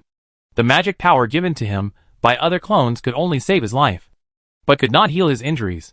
The seriously injured Xiao Luo, silly version, became the weakest link in the sword formation and became Tao Jia's first target to break the formation. Snap! With a crisp sound, the space was shattered. This whip broke Xiao Luo, silly version, in half, and his body turned into a little magic power and dissipated in the air. Ghost slash! Xiao Luo, cold version, flew over quickly, raised his hand and forced Tao Jia back with a knife. Then slapped the back of the silly version with his left palm, passing his own magic power to him. Ahem. Xiao Luo, silly version, smiled honestly. No need to give me magic power anymore. I can't do it. Xiao Luo, cold version, didn't say anything, and continued to transfer magic power. The remaining 28 clones reorganized into a smaller knife formation and surrounded Tao Jia again. The boss still didn't come. Xiao Luo, silly version, murmured a little lonely. Don't talk.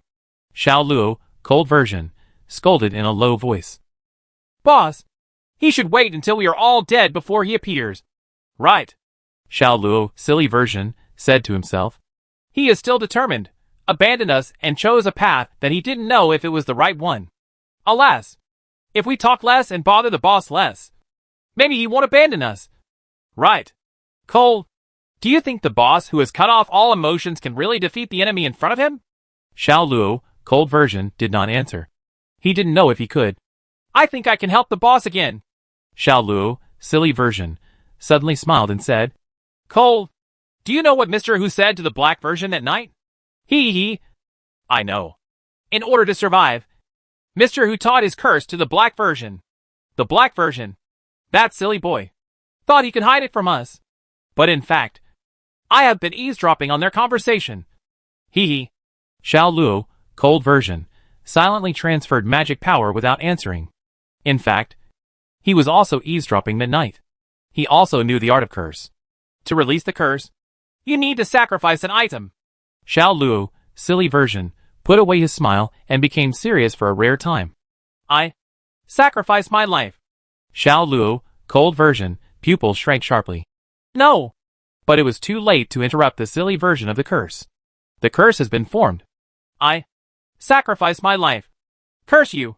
The silly version looked at Tao Jia and said in a deep voice. Curse you! Tinnitus and chest tightness.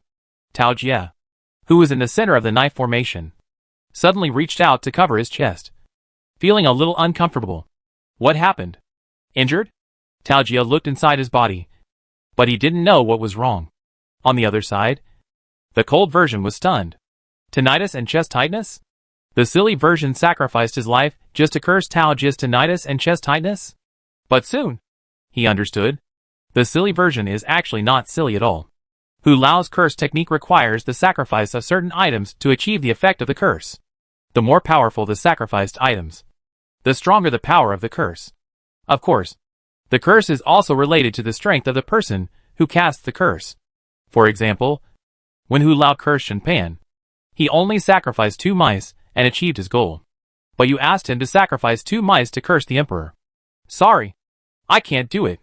Not only will it not have any impact on the emperor, it may even backfire on Hu Lao. The silly version knew that his strength was far inferior to Tao Jia.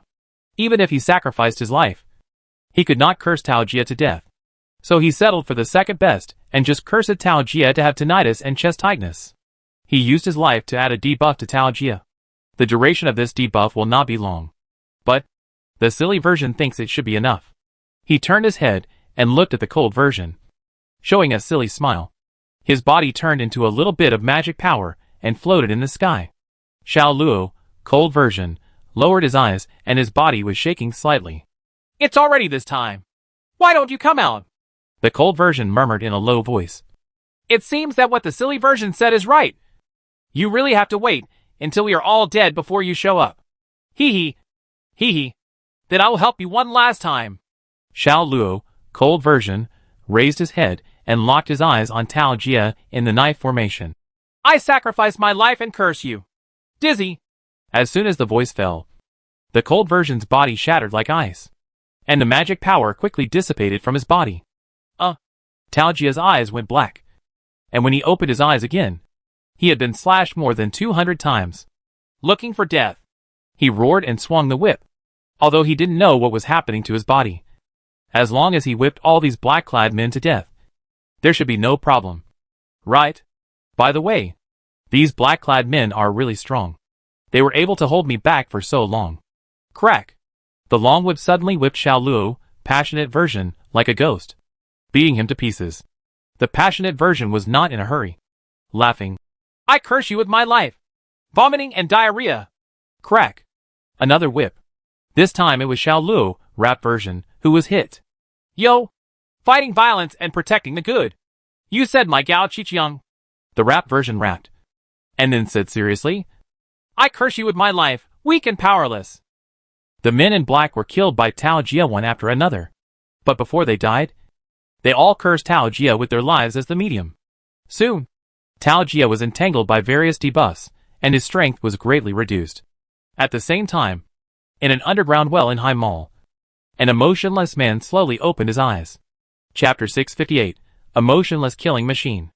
I curse you with my life! I curse you with my life! I curse you with my life. One clone after another died, and one curse after another was imposed on Tao Jia.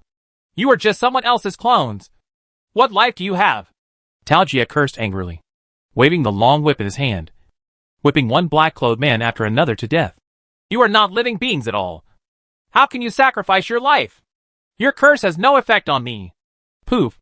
As he spoke, Tao Jia felt a sweetness in his throat, and a mouthful of blood spurted out of his mouth. Then how do you explain your vomiting blood now?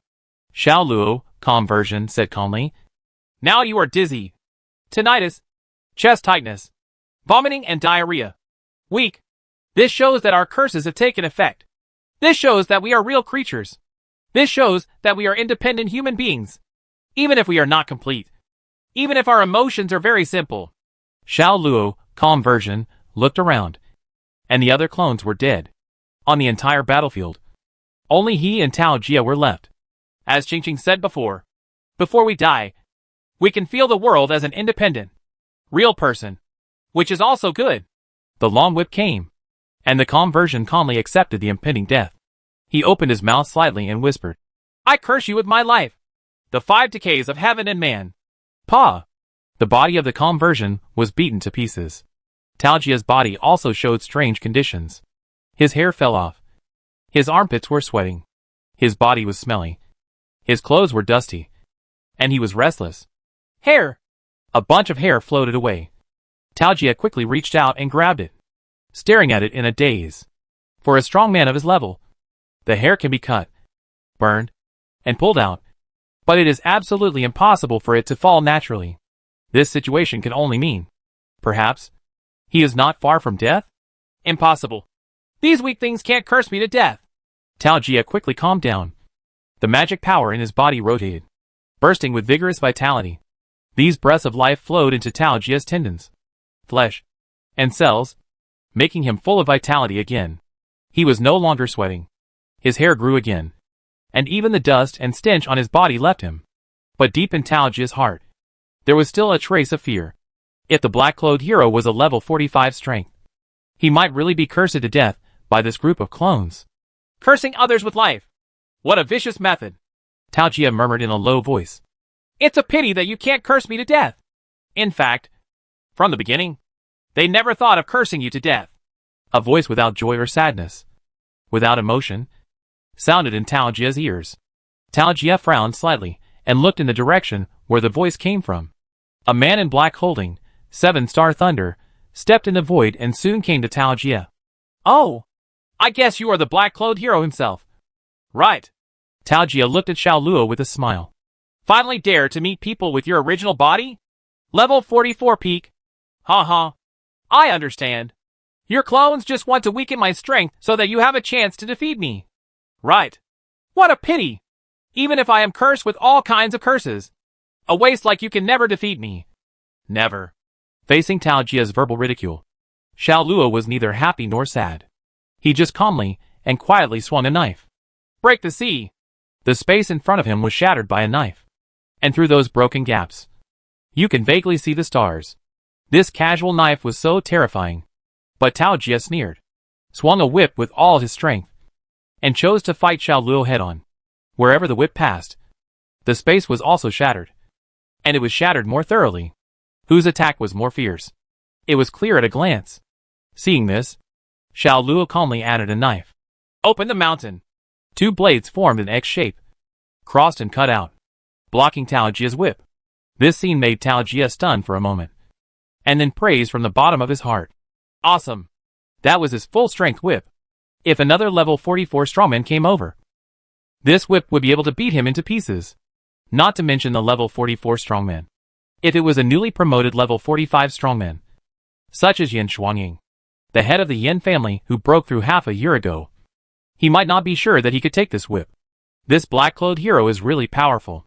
I'm afraid he is also a leader among the chosen ones. It's a pity to let Natfeng run away today. Tao Jia shook his head with a little regret, and then stared at Xiao Luo with a sneer on his face. But being able to kill you is also a solution to a big worry. The long whip flashed with colorful light. Tao Jia mobilized all his magic power and whipped it hard again. Xiao Luo's face was neither happy nor sad. Holding a knife to fight, He wanted to defeat Tao Jie, who was level 45, with the strength of level 44. Look! This man is called Xiao Shui. He was wearing a tattered cotton jacket and standing on a mountain 20 kilometers away from Haishang City. Beside him, there was a little girl about 12 or 13 years old and a beautiful woman in red. Xiao Nan! Why didn't you come to help me just now? Brother, I was almost beaten to death.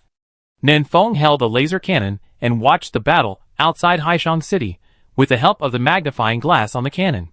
Xiao Nan squatted on the ground, riding in the snow, and answered casually, I was ready to attack, but Xiao Luo was faster than me and blocked a whip for you. As early as 3 days ago, Nanfeng's reconnaissance plane discovered that Qin Xiao went to Tao's house. He guessed that this situation would happen today, so he called Xiaonan over early. Xiaonan also brought her new mount, Hutong. During these 3 days, Xiaonan and Hutong have been here, ready to attack at any time. But what surprised Nafeng was that he and Tao Jie had been fighting in the city for a long time. But Xiaonan and Hutong had not come to help. He thought Xiaonan had an accident, so he flew to this mountain as soon as he left the city. When he arrived, he found Xiaonan and Hutong walking on the snow. It was really infuriating. Xiaonan! Why didn't you save Xiao Luo? Nafeng looked at Xiaonan with a bad tone. Those are all clones. There is no need to save them. Xiaonan answered casually. But do you know that every time you lose a clone, Xiao Luo will lose a kind of love or desire? Nafeng took 2 deep breaths and tried to calm himself down. Now, all the clones are dead, and he has become a killing machine without emotions. Who told you? Tell me what? Xiaonan blinked and said in a clear voice. Who told you that Xiao Luo will become emotionless when the clones die? Chapter 659 Stop Fighting. Who told me? Let me think about it. Nafeng thought for a moment and said uncertainly. It seems to be the calm version? Or the silly version? I can't remember. Anyway, it was said by one of Xiao Luo's clones. That's their cognition that's wrong, Xiaonan said. It's not that easy to completely cut off the 7 emotions and 6 desires. Even Soyana, who has reached the peak, still retains her humanity. Xiao Luo is only level 45. How can he do this? You mean? Nanfeng's eyes lit up. It doesn't matter if those clones die. They won't affect Xiao Luo? Xiaonan thought about it and said seriously. There should still be some impact, such as loss of magic power, internal injuries, etc. That's good. Wait, something seems to be wrong? Nefeng pointed in the direction of Hai Mall and frowned and asked. What's going on now? This Xiao Luo is obviously a killer without emotions. Didn't I say it? There is a problem with his cognition. He just thinks that he has cut off his 7 emotions and 6 desires, which is equivalent to self-hypnosis. Xiaonan patted his chest and said confidently. Brother, just believe me. A person who really has no 7 emotions and 6 desires will not have any interest in anything in the world. So how can he come out to fight with Tao Jie? Don't you think so? Little turkey? Huitong, who had been silent, nodded in agreement. She thought for a moment and said with emotion, We beasts keep practicing in the hope of awakening our spiritual wisdom and having all kinds of emotions. But you humans want to cut it off and completely break away from it. It's really hard to understand. Seeing Xiao Nan and Huitong say this, Nan Feng's heart finally settled down. No wonder Xiao Lu is still stuck at level 44. It turns out that he really took the wrong path. But he is really strong in this emotionless state. Not weaker than Tao Jie at level 45. I wonder what the final result of this battle will be. He continued to observe the situation on the battlefield through the telescope. Outside the Haimai Mall, Tao Jie, who was cursed with various things, was under great pressure. The level 44 chosen one in front of him was really ridiculously strong. Not only was his attack fierce, but his defense was also airtight. He could be called a master who combined offense and defense. It was almost impossible to hit him with a whip. First, I will show a flaw, and then I will trade injuries with him. And then I will use this as a breakthrough to defeat him. Tao Jie thought so. And suddenly he reached out to cover his heart, with a trace of pain on his face. Slay the dragon! Xiao Luo did seize this opportunity, and raised his hand to slash. Tao Jie raised the corner of his mouth, and without defense, he whipped Xiao Luo directly. If both sides were injured, it would be more advantageous for Tao Jie. Because he was strong. Physically strong. And had strong recovery ability. It would be no big deal if he resisted Xiao Luo's knife. But if Xiao Luo took his whip, his skin would be torn and his buttocks would be bruised. However, unexpectedly, Xiao Luo, who was attacking, still had the strength to defend. Concentrate! He backhanded a knife and blocked the long whip. As soon as the short knife and the long whip came into contact, Tao Jie felt that his body could not move. Not good! His face sank, and he immediately broke free from control. But the knife light that Xiao Luo had slashed out earlier turned back at a strange angle and cut Tao Jie's 2 ribs. Tao Jie groaned, and the magic power in his body surged, and the broken ribs quickly recovered. But his old face was a little embarrassed. Level 45 fighting level 44. And was slashed by the level 44 first? If this is told out, won't the strong men of the same level laugh to death? Crack! Crack! Tao Jie's face was fierce, and the long whip in his hand was lashing. Today, he must beat Xiao Luo to death. And he must not let this matter spread. But no matter how fast his attack is, how tricky the angle is, and how fierce the power is, Xiao Luo can always block it perfectly. The defense is watertight. On the mountain peak, Nanfeng, who was watching the battle, took a breath of cold air. Is it true? Xiao Luo is so powerful. Nanfeng asked in confusion. Some of Tao Jie's attacks were so fast that I couldn't see them clearly. But Xiao Luo was able to block them all. How did he do it? Absolute concentration. Before Xiaonan spoke, Huatong spoke first. Now he has no distractions, and all the messy thoughts in his mind have been blocked by him. It's a bit like the state of absolute concentration, but it seems to be more powerful than absolute concentration. Xiaonan nodded and added, in this state, he can exert 100% of his strength and will not make any mistakes. No mistakes? That's quite amazing. Nanfeng smacked his lips. When two people of similar strength fight, if one wants to win, he has to seize the mistakes of the other. If one of them will never make a mistake, then he is almost invincible. Of course, there is a premise here. That is, the strength of both parties is similar. If there is a clear gap in strength between the two parties. Tao Qi! Chun Xiao! Come and help me! Outside the Haishang city, Tao Jie shouted angrily. As soon as he finished speaking, 2 figures flew out of the city in an instant. No, more than 2. Behind these 2 people, there are more than a dozen strong men from the Haishang city. All of them are strong men above level 40. The situation that was originally evenly matched changed in an instant. Tao Jie actually gave up his face and wanted to defeat Xiao Luo with human wave tactics. Humph. This kid is in a weird state. It will take a lot of time to kill him, Tao Jie said coldly. I still have to hunt down Nanfeng. I don't have time to waste with him here. You help me to quickly kill him. Behind him, a group of strong men from Haishang City responded in unison. Yes. Swish, swish, swish. In a moment, more than a dozen attacks attacked Xiao Luo from all directions. Xiao Luo's expression did not change. He was still neither happy nor sad. He waved the short knife quickly to block the attacks. But there were still several wounds on his body. But if you are more careful, you will find that these injuries are superficial and will not affect Xiao Luo's combat effectiveness. On the mountain peak, Nanfeng murmured, prioritize blocking fatal injuries? This is a bit similar to my Shadowless Step. Shadowless Step, this magical skill? Nanfeng has not used it for a long time. Even the equipment that comes with Shadowless Step, Nanfeng doesn't know where to put it in the backpack. Now he can shoot headshots from 10 kilometers away.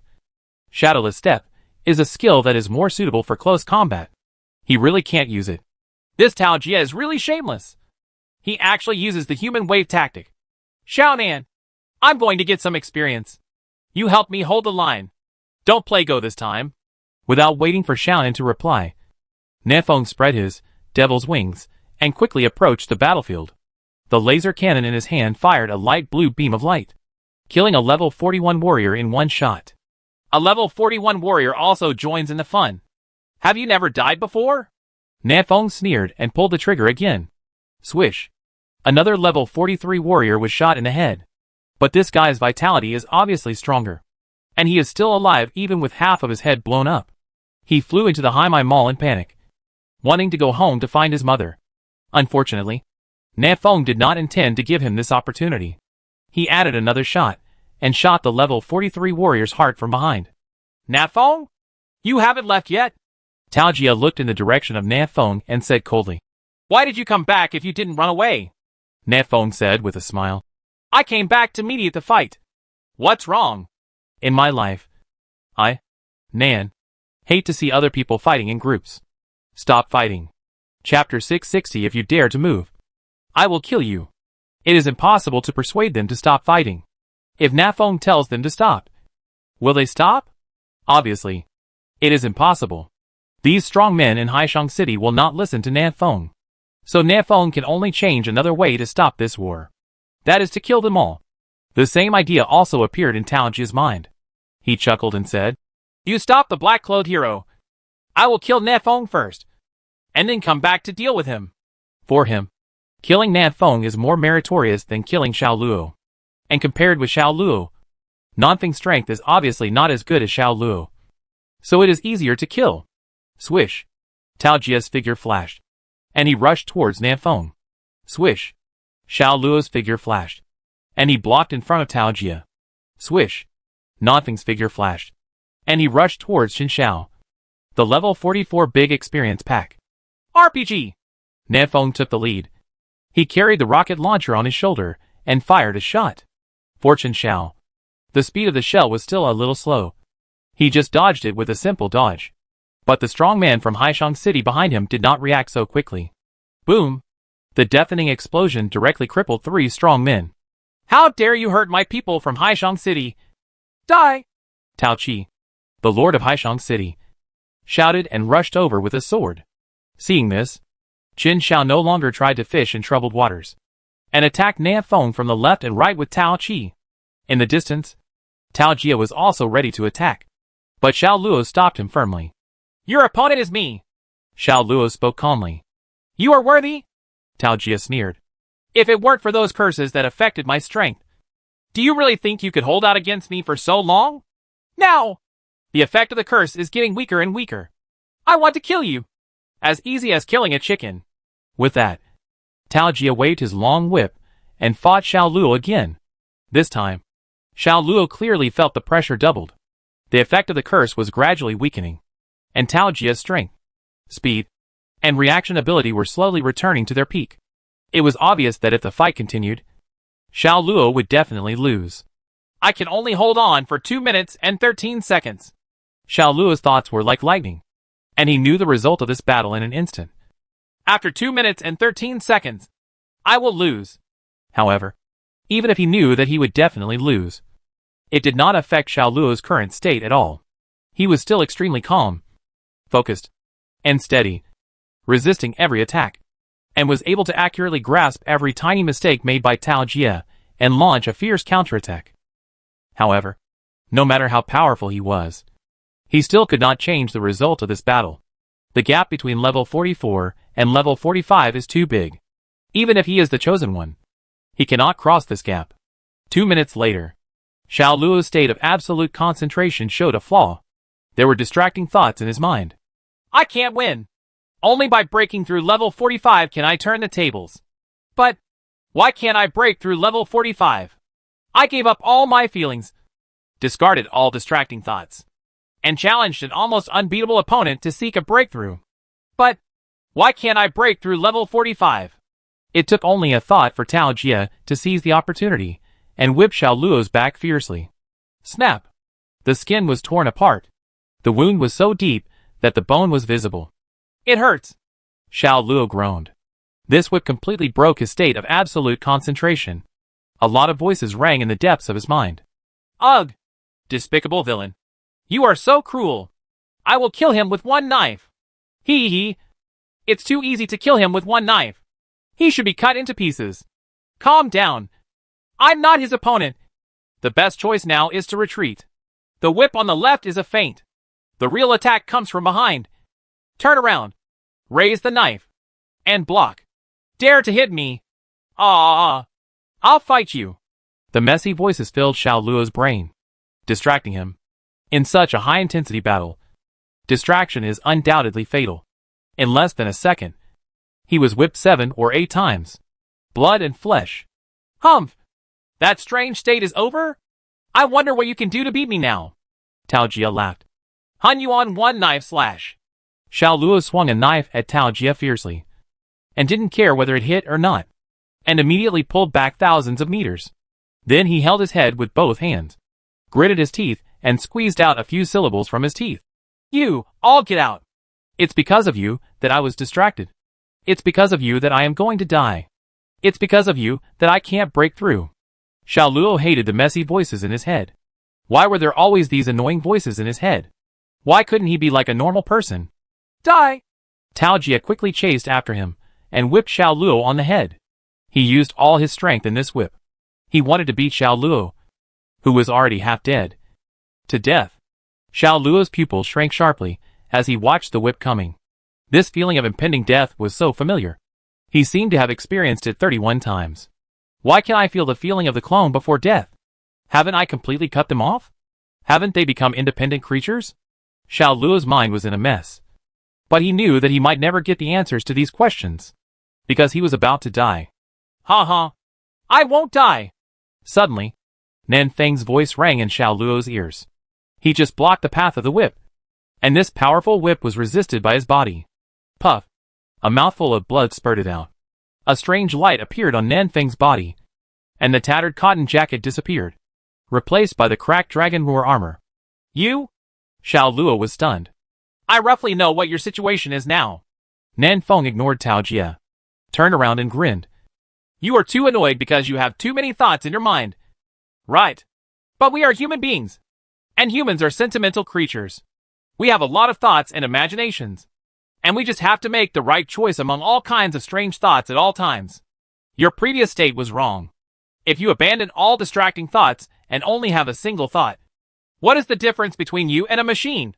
That state can certainly allow you to exert 100% of your strength. But it can only allow you to exert 100% of your strength. Our thoughts are faster than the speed of light. We can travel the universe. Imagine the past and the present. One thought of heaven. One thought of hell. One thought of an instant. One thought of eternity. Listen carefully to those voices. Xiao Luo. That is your true inner thoughts. That is the real you. I believe the real you can exert 200% of your strength. Xiao Luo stared at Nan Feng in a daze. After a long time, he took a deep breath, closed his eyes, and entered a strange state. Finally he was rescued. It was not in vain that he was whipped, Nan Feng said in his heart.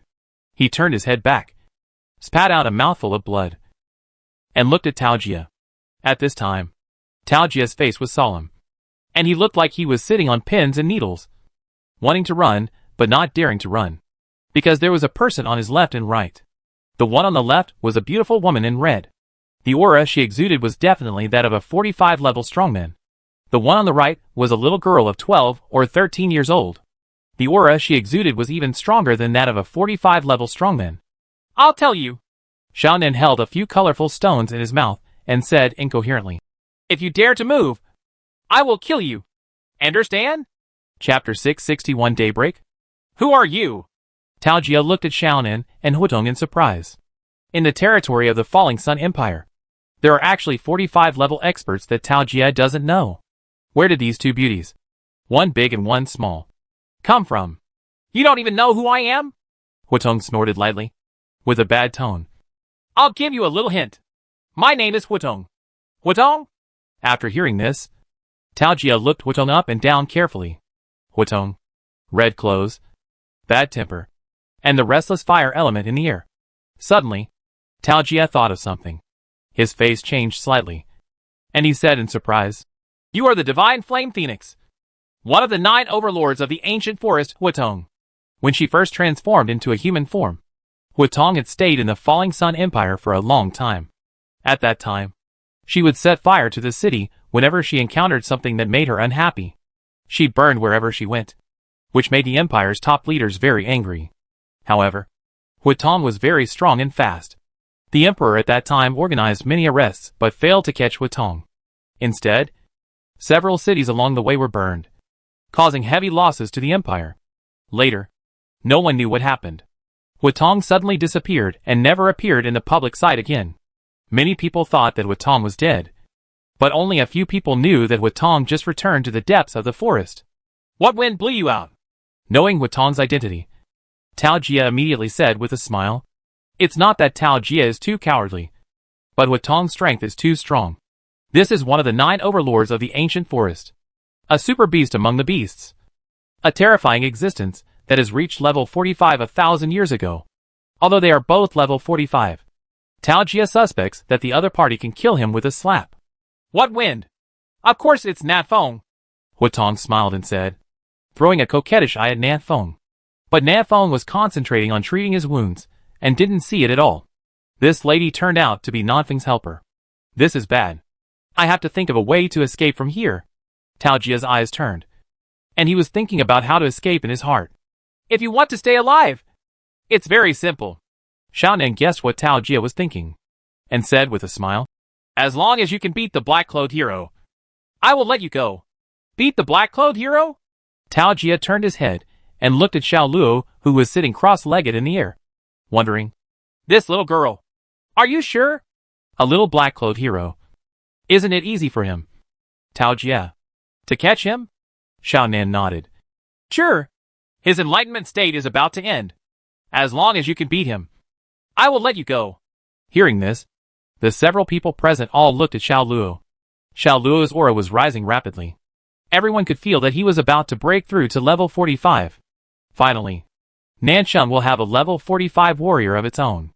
But at this critical moment, Xiao Luo's breath suddenly paused, and then dropped rapidly. He slowly opened his eyes, and looked at everyone calmly. Nanfeng felt a little short of oxygen, and took 2 deep breaths. "Sometimes I really need an oxygen bottle. Is there anything you can't figure out? Can you drop back halfway through the breakthrough?" Xiao Luo shook his head gently. "There is nothing to figure out. I took the initiative to suppress my level at level 44.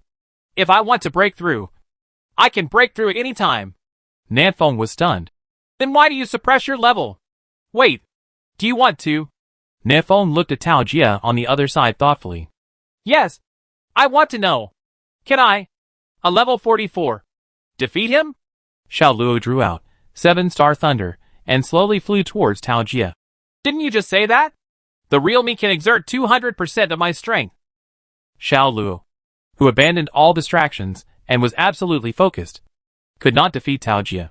So, can Xiao Luo, who accepted all thoughts and found his true self, defeat Tao Jia? Nanfeng, Xiaonan, and Hutong immediately retreated several kilometers, leaving the battlefield to Xiao Luo and Tao Jia. As for the others, in the 2 minutes of the battle between Xiao Luo and Tao Jia, the city lord Tao Chi had been sprayed into a sieve by the spray gun. Jin Xiao had one leg blown up and fled, and the other little Karami were either dead or injured. Tao Jia is the only person from Haimao City left on this battlefield. Perhaps because Tao Jia is so pitiful to be alone. Xiaonan raised his fist and cheered him up. "Come on! As long as you beat the black-clothed hero, I will let you go." In the center of the battlefield, Tao Jia looked around with a very bad face. He can't run away. His speed can't be faster than Hutong. Then I can only fight. As long as I beat the black-clothed hero, I still have a chance of survival. Tao Jia's eyes showed a ruthless look. "If you break through level 45, I may not be able to beat you." Tao Jia sneered. "It's a pity that you are too arrogant. You actually want to defeat me with the strength of level 44? You are really stupid. I just want to test my limits," Xiao Luo said calmly. "By the way, let me remind you that even if you beat me, they won't let you go. You're dead." "You?" Tao Jia's face darkened, and his mood changed a little. "Yes, even if I beat the black-clothed hero, will they let me go?" Xiao Luo accurately seized the opportunity and slashed with a knife. "Break the fog." With one knife, the space was broken. The 2 sides fought again. Okay. Attack the heart before fighting. That's right." Nanfeng, who was watching the battle, smiled and clapped his hands. If it was Xiao Luo who was absolutely focused just now, he would definitely not use such a trick. Xiaonan nodded and said, "Absolute concentration can only keep the lower limit and let him play out his due strength. Just like a precision machine. But living creatures are not machines, and they can perform beyond their normal capabilities." Nanfeng. "Yes, I heard a story about a mother who, in order to protect her child, killed a beast 10 levels higher than her with one punch in extreme anger. Well, Although it sounds a little unbelievable, Xiaonan said, but I believe this story is true. Because I once drank 8 buckets of milk tea in a row in extreme anger. Nanfeng. The small talk here did not affect the fierce fighting situation on the battlefield at all. The battle between Xiao Luo and Tao Jia soon became fierce. One wanted to prove himself, and the other wanted to survive. Both of them used all their skills without holding back. During the battle, Xiao Luo suddenly said, "During the time when I gave up my clone, I learned 6 sword skills. The first 4 swords are opening mountains, breaking seas, breaking fog, and slashing dragons. The 6th sword is calming the mind. You have already experienced these. Now, let me show you the 5th sword." As he said, Xiao Luo retreated violently and kept a distance from Tao Jia. He raised 7-star thunder horizontally to cover his eyes, and said softly, "Yao Guang." His sword cut the sky. The dark clouds were cut open. There was light pouring down from the sky, caressing the earth, warm and soft. Nanfeng, who was watching the battle, stared at the sky blankly and murmured, "It's dawn?" Chapter 662 Zhao's 8 Knives. It's dawn. Nanfeng looked up and stared at the sky in a daze. The dark night sky was cut open by Xiao Luo, and soft light passed through the gap and sprinkled on the earth. At first, Nanfeng thought it was just Xiao Luo's skill. He was still muttering in his heart, "Isn't this knife too cool?" But then, he saw Xiao Luo's somewhat dazed expression, and immediately realized that this light was not a skill at all. It was sunlight. After several months, warm sunlight once again shone on the primitive world. And this was just because Xiao Luo chopped the sky with a knife. "How is it possible?" Nanfeng murmured in disbelief. "Could it be that Xiao Luo's knife chopped the corpse in outer space?" Impossible. Absolutely impossible. Something must have happened outside the sky, the center of the battlefield. The sudden sunlight stunned Tao Jia. Why did this world fall into darkness for months? Tao Jia didn't know the specific reason, but he could probably guess that the reason must be outside the 9 heavens. The chosen one in front of him could actually cut beyond the 9 heavens with one sword. Not only that, he also shattered the darkness that confused countless people and brought light back to the primitive world. Is this a miracle? Tao Jia was stunned in place, his face full of disbelief. In the devastated Haishang city, those who were still alive all looked up and looked at the familiar yet unfamiliar sunlight. "It feels like I haven't seen the sun for many years. I can see clearly that it was the black-clad hero who cut the sky open with a knife and brought us light. Woo! Woo! Woo! So good. Our world is finally no longer dark. He is the hero of light." The thick clouds in the sky dispersed to both sides, and more light sprinkled on the earth. The sky is really bright. And the instigator of all this, Xiao Luo, was staring at the sky blankly, and an idea flashed through his mind. "Fuck! My knife is so awesome!" But this thought was only fleeting. Xiao Luo knew that his knife only cut open the thick clouds. As for why the sky was bright, Xiao Luo didn't know. "Xiao Luo, don't be in a daze," Nanfeng said in a deep voice. "Quick battle. Go home after the battle." Nanfeng didn't want to stay here any longer. He wanted to return to Nancheng as soon as possible. I don't know what happened in outer space. Long Woody has been flying for a long time. And it's dawn. Will it have something to do with him? Okay. Xiao Luo nodded silently. His eyes shifted from the sky to Tao Jia's face, and he spoke calmly. "During the period of absolute concentration, I comprehended a total of 6 swords. But it is obvious that these 6 swords cannot beat you. Fortunately, when I found my true self, I comprehended 2 more swords. There are 8 strikes in total. I call them the Xiao 8 slashes. If you can still take my 8 strikes now, I will let you go. I will never break my promise." After saying that, Xiao Luo did not give Tao Jia time to react, and slashed the first 6 strikes with the force of thunder. Tao Jia had seen these 6 strikes in the previous battle and easily blocked them. But the next 7th strike was the killer move. "Instant," Xiao Luo spoke softly, and before he raised the 7-star thunder in his hand, the sword energy had already slashed towards Tao Jia's body. This strike was completed in an instant. It was so fast that Tao Jia's chest was cut open with a very long wound before he reacted. "What a fast knife! But this one is not enough to kill me." Tao Jia gritted his teeth and sneered. "There is one last knife left. If I can take it, I hope you won't break your promise. Xiao Luo smiled and said, Don't worry. I keep my word. As he said that, his last knife slashed out lightly. Eternity. Open the mountain. Cut the sea. Break the fog. Slash the dragon. Shake the light. Calm the mind. Instant. Eternity. This is the Xiao family's 8 knives. This eternal knife seems very slow, but in fact, it is not fast. Tao Jia laughed in his heart. He thought that this 8th knife was the most dangerous one, but he didn't expect it to be the least threatening one. He raised his hand, ready to whip the knife energy into pieces. But he was surprised to find that his movements were also very slow.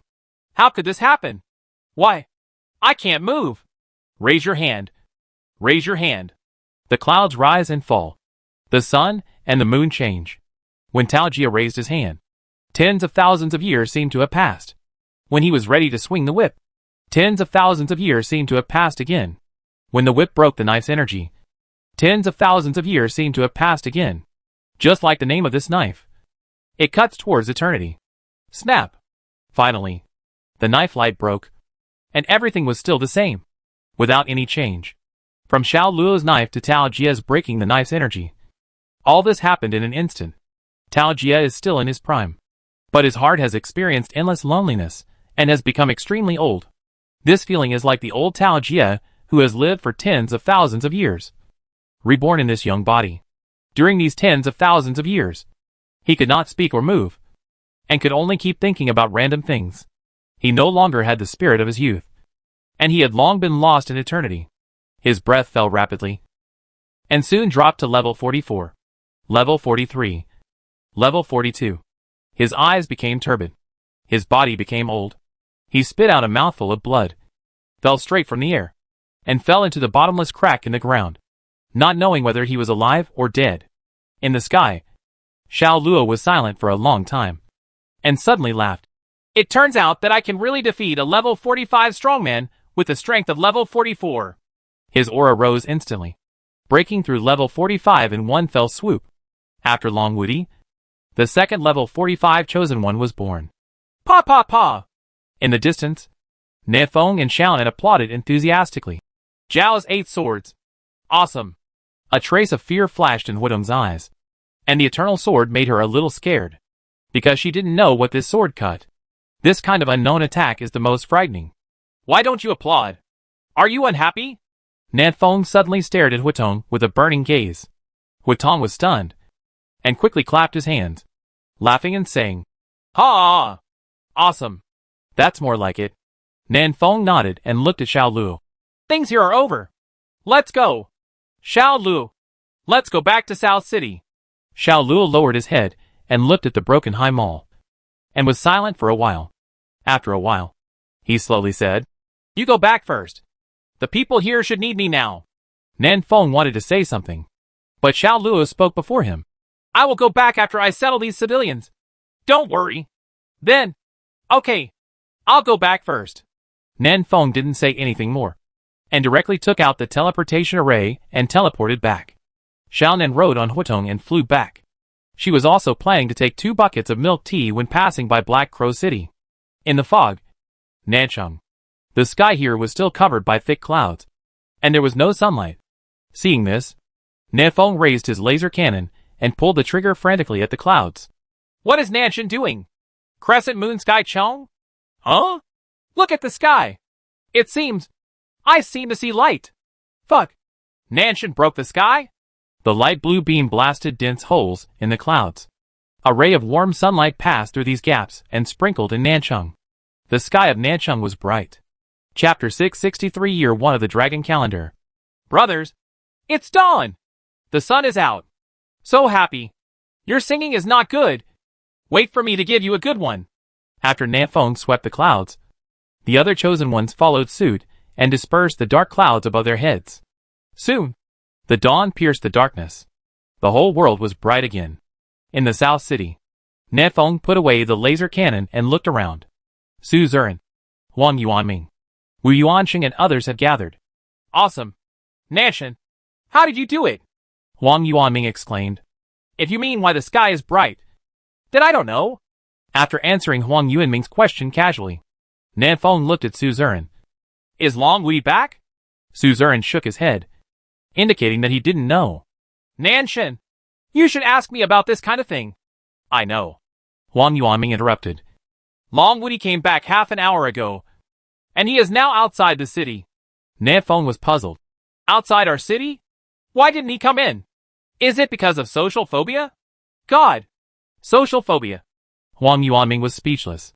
He is sparring with that big earthworm outside the city. Big earthworm? Nanfeng thought for a while and remembered. While he was out looking for Xiao Luo, Xiaonan seemed to have caught a big python. Long Wudi went to fight with the python as soon as he came back? Why? Did he also encounter a bottleneck period and need to fight to break through? You guys deal with the snow in the city. I'll go find Long Wudi. Nanfeng left this sentence and flew out of Nancheng. Wang Quan Ghost Dragon felt that he had been unlucky during this period. It first experienced thousands of difficulties and dangers and entered the fog. I wanted to eat his thousands of chosen ones to improve my strength. But I didn't expect to meet my old rival Huitong as soon as I came in. It's okay to meet Huitong. At most, I can give her half of the chosen ones and eat less. Who knew Huitong was actually a traitor? She found a little girl who could play with fire, beat up Yellow Spring Ghost Dragon severely, and even took it as a mount. It was a level 45 super fierce beast, but it became the mount of a little girl in her teens. Well, this little girl looked small, but her strength was really outrageous, and it was not a disgrace to her to be her mount. But what made Yellow Spring Ghost Dragon unbearable was that Xiaonan rode it by herself, and she even invited a group of elementary school students to ride it together. Can you imagine a big dragon full of elementary school students circling around South City? It was just like a sightseeing car in an amusement park. Yellow Spring Ghost Flood Dragon felt bitter, but he dared not say it. He could only silently observe the situation around him, waiting for an opportunity to escape from here. The opportunity came soon. 3 days ago, Xiaonan rode Huitong out of the fog. Yellow Spring Ghost Flood Dragon thought they were just going out to play and would be back soon, so he didn't think of running away.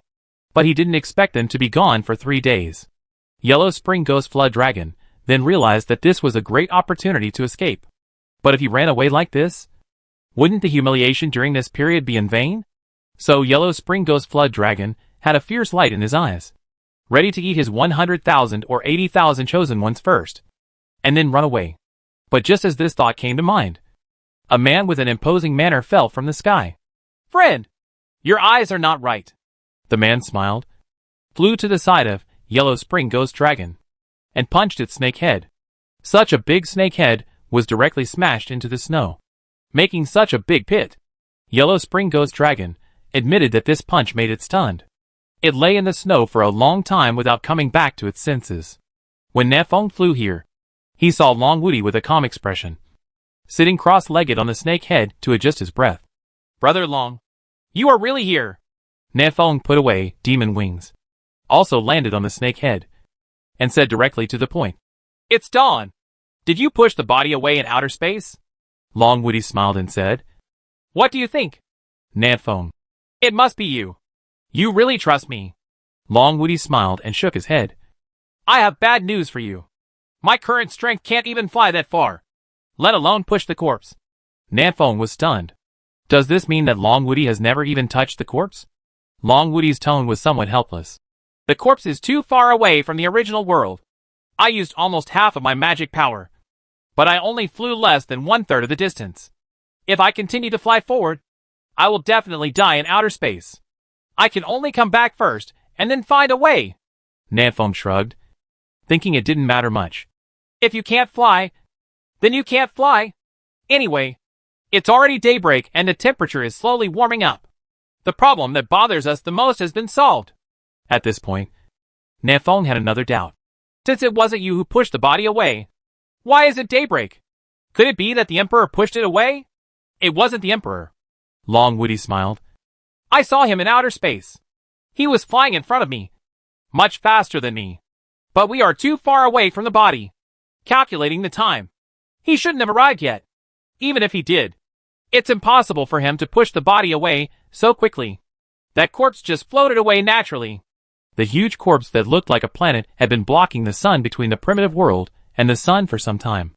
Nanfeng and others had always thought that the corpse had the same trajectory as the primitive world, which was why it had been blocking the sun. But that was not the case. At first, it was the head of the corpse that blocked the sun. Later, it was the body of the corpse that blocked the sun. In fact, the corpse had been floating away, but it was too big, so it blocked the sun for several months in a row. From the beginning to the end, its trajectory was different from that of the primitive world. So that's how it is.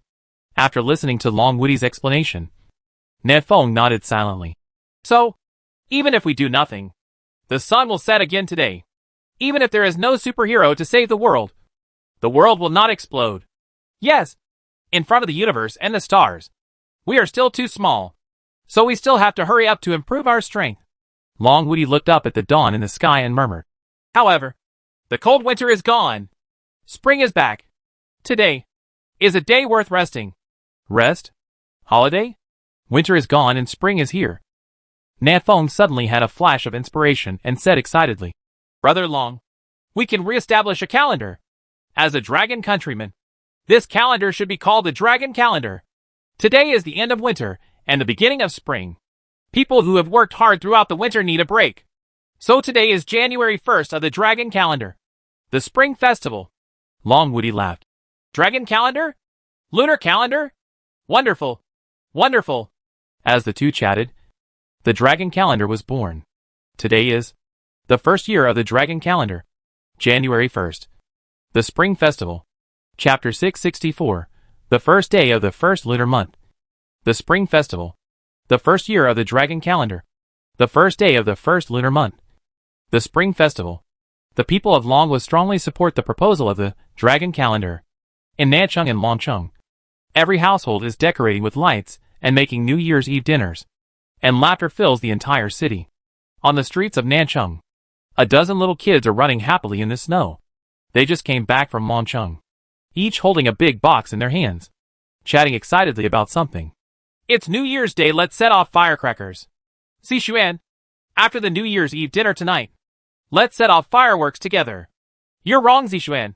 Theoretically, the New Year's Eve dinner refers to the meal last night. Hey, who knew that last night was New Year's Eve? Even today's Spring Festival was just decided half a day ago. That's right. The little brats laughed and ran past Xiaonan, Huitong and Huang Yuanming. New Year's Eve dinner? What is this? Huitong asked in confusion. You don't even know what New Year's Eve dinner is? Xiaonan shook her head in disappointment. Huang Yuanming, you tell her. Huang Yuanming talked freely. The so-called New Year's Eve dinner is the meal to be eaten on New Year's Eve. Huitong still didn't understand. What is New Year's Eve? Huang Yuanming thought for a while. New Year's Eve is the night before the New Year. Huitong still didn't understand. What is the Chinese New Year? Chinese New Year. Chinese New Year is the Spring Festival. What is the Spring Festival? Huang Yuanming himself couldn't explain it clearly, so he could only say, the Spring Festival involves very complex astronomical and geographical knowledge, including revolution, rotation, 365 days and nights in a year, etc. If you are really curious, I can take you to Longcheng and consult experts in this field. Huitong shook her head. That's not necessary. I'm just asking casually. Just asking casually? You're almost asking the whole thing. Miss Huitong, why don't you come to my house tonight for New Year's Eve dinner? Huang Yuanming invited enthusiastically. My mother's dumplings are delicious. Huitong. What are dumplings? The two of them asked and answered, like a teacher and a student. Xiaonan couldn't listen to their conversation anymore, so he drank his milk tea and walked quickly towards the city lord's mansion. South City. At the gate of the city lord's mansion, Nafong looked serious, took a deep breath for a long time, and finally adjusted his state to the peak. Pen! Nafong stretched out his hand suddenly, and Su Zuran next to him handed him a brush full of ink. Swish, swish, swish. Nafong waved his hand, and the pen moved like a dragon. He quickly wrote a couplet on both sides of the gate of the city lord's mansion. Upper couplet, hee hee hee. Lower couplet, ha ha ha. Banner, always smile. Huh? Nafong exhaled slowly and said, Perfect. The crowd watching. My God! This couplet was written by a human. The most uncultured couplet in the world has appeared. Although the city lord is uncultured, his handwriting is also ugly. Faced with the ridicule of the crowd, Nanfeng's heart was not moved. These guys know nothing. This couplet only needs to be read once to make people laugh immediately. Isn't that enough? They know nothing about the wisdom of my southern god. Brother! Brother! I want to set off firecrackers. Xiaonan squeezed in from the crowd and saw the spring couplets written on both sides of the gate. She subconsciously read them. Aha! Nefeng nodded with satisfaction. Did you see it? Did you laugh? This is the wisdom of the southern god. Set off firecrackers? Nefeng came back to his senses and asked. Where can I get firecrackers? Xiaonan. There are in Longcheng. I see many primary school students go to Longcheng to buy firecrackers. What? Longcheng can already make firecrackers? Then the next step is to make artillery, cannons, and star destroyers? Nefeng glanced at the laser cannon in his backpack and suddenly felt a lot of pressure. Let's go! Xiaonan! Let's go to Longcheng to take a look. Nefeng took Xiaonan and strode towards Longcheng. Ancient forest. In the depths of this forbidden forest, there are 9 extremely powerful beasts, who are called the 9 overlords of the ancient forest. Each of these 9 overlords has a huge territory, and these territories are more or less close to the fog in the center of the forest. The fog is about to dissipate. At this time, on a mountain, a giant ape said in a muffled voice. Behind it, there are densely packed beasts, including jackals, tigers, leopards, snakes, insects, rats and ants. These are all the little brothers of the giant ape. The other 8 overlords are used to being alone. Only this, sky-patterned green light ape, is keen on recruiting little brothers. It spent a lot of time managing its subordinates, so it is natural that its strength ranks last among the 9 overlords. This has always been a not-in, sky-patterned blue light ape's heart. As the weakest overlord, how can it establish a tall and mighty image in the hearts of its subordinates? I must improve my strength, sky-patterned blue light ape thought. And the way he improves his strength is also very simple. That is to go into the fog and eat the chosen one. Before, the fog was too thick, and entering rashly might get lost in it forever. But now the fog is thin. Sky-patterned blue light ape sent 10 subordinates into the fog yesterday, and 8 of them came back safely today. This means that the fog is no longer a threat to them. They can rush into the fog and eat the chosen ones alive. Brothers, today, I will lead you into the fog to eat delicious food and drink spicy drinks. There are a lot of chosen ones in the fog. As long as you eat one, your skills will increase by decades or even hundreds of years. How much you can eat, brothers, depends on your luck. Sky-patterned blue light ape turned around and looked at the endless beasts in front of him, and said in a muffled voice, Eat! Eat! Eat! Ah! Ah! Ah! The beasts were so excited that they cheered loudly. It seemed that they had seen the moment when they broke through level 45. Now! Brothers! Follow me! Sky-patterned blue ape roared and rushed into the mist. Behind him, hundreds of thousands of beasts howled and rushed in. Occasionally, some weaker beasts were teleported to unknown places by the mist. But in front of the huge herd, the loss of dozens or hundreds of beasts had no effect at all. The increasingly thin mist could not stop the beasts. Chapter 665 New Year's Eve Dinner. At dusk, South City. In the central square, a group of little kids were happily setting off firecrackers. The laughter echoed in the square. Nefeng and Xiaonan had just gone to Longcheng and bought all kinds of fireworks and firecrackers to set off in the evening. These firecrackers are not fun. The power is too small. Xiaonan looked at the 2 boxes of black spiders in his hand and curled his lips in disdain. If the power is too big, it will become a bomb. Nefeng took a firecracker out of the box and said to Xiaonan, Come on! Light it! Xiaonan snapped his fingers, and a small flame ignited between his fingers. Nefeng brought the firecracker over, lit it, and then quickly inserted it into the nose of a snowman next to him. Bang! A hole was blown out of the snowman's face. Ha! This reminds me of blowing up cow dung when I was a kid. I really miss it. Nefeng laughed. Not far away, a little kid with 2 lines of snot came over. He looked at the snowman that was blown up and cried loudly. Woo woo woo! My snowman! I spent a long time to build it. The little kid cried and rolled on the ground. Mom! Mom! My snowman is broken!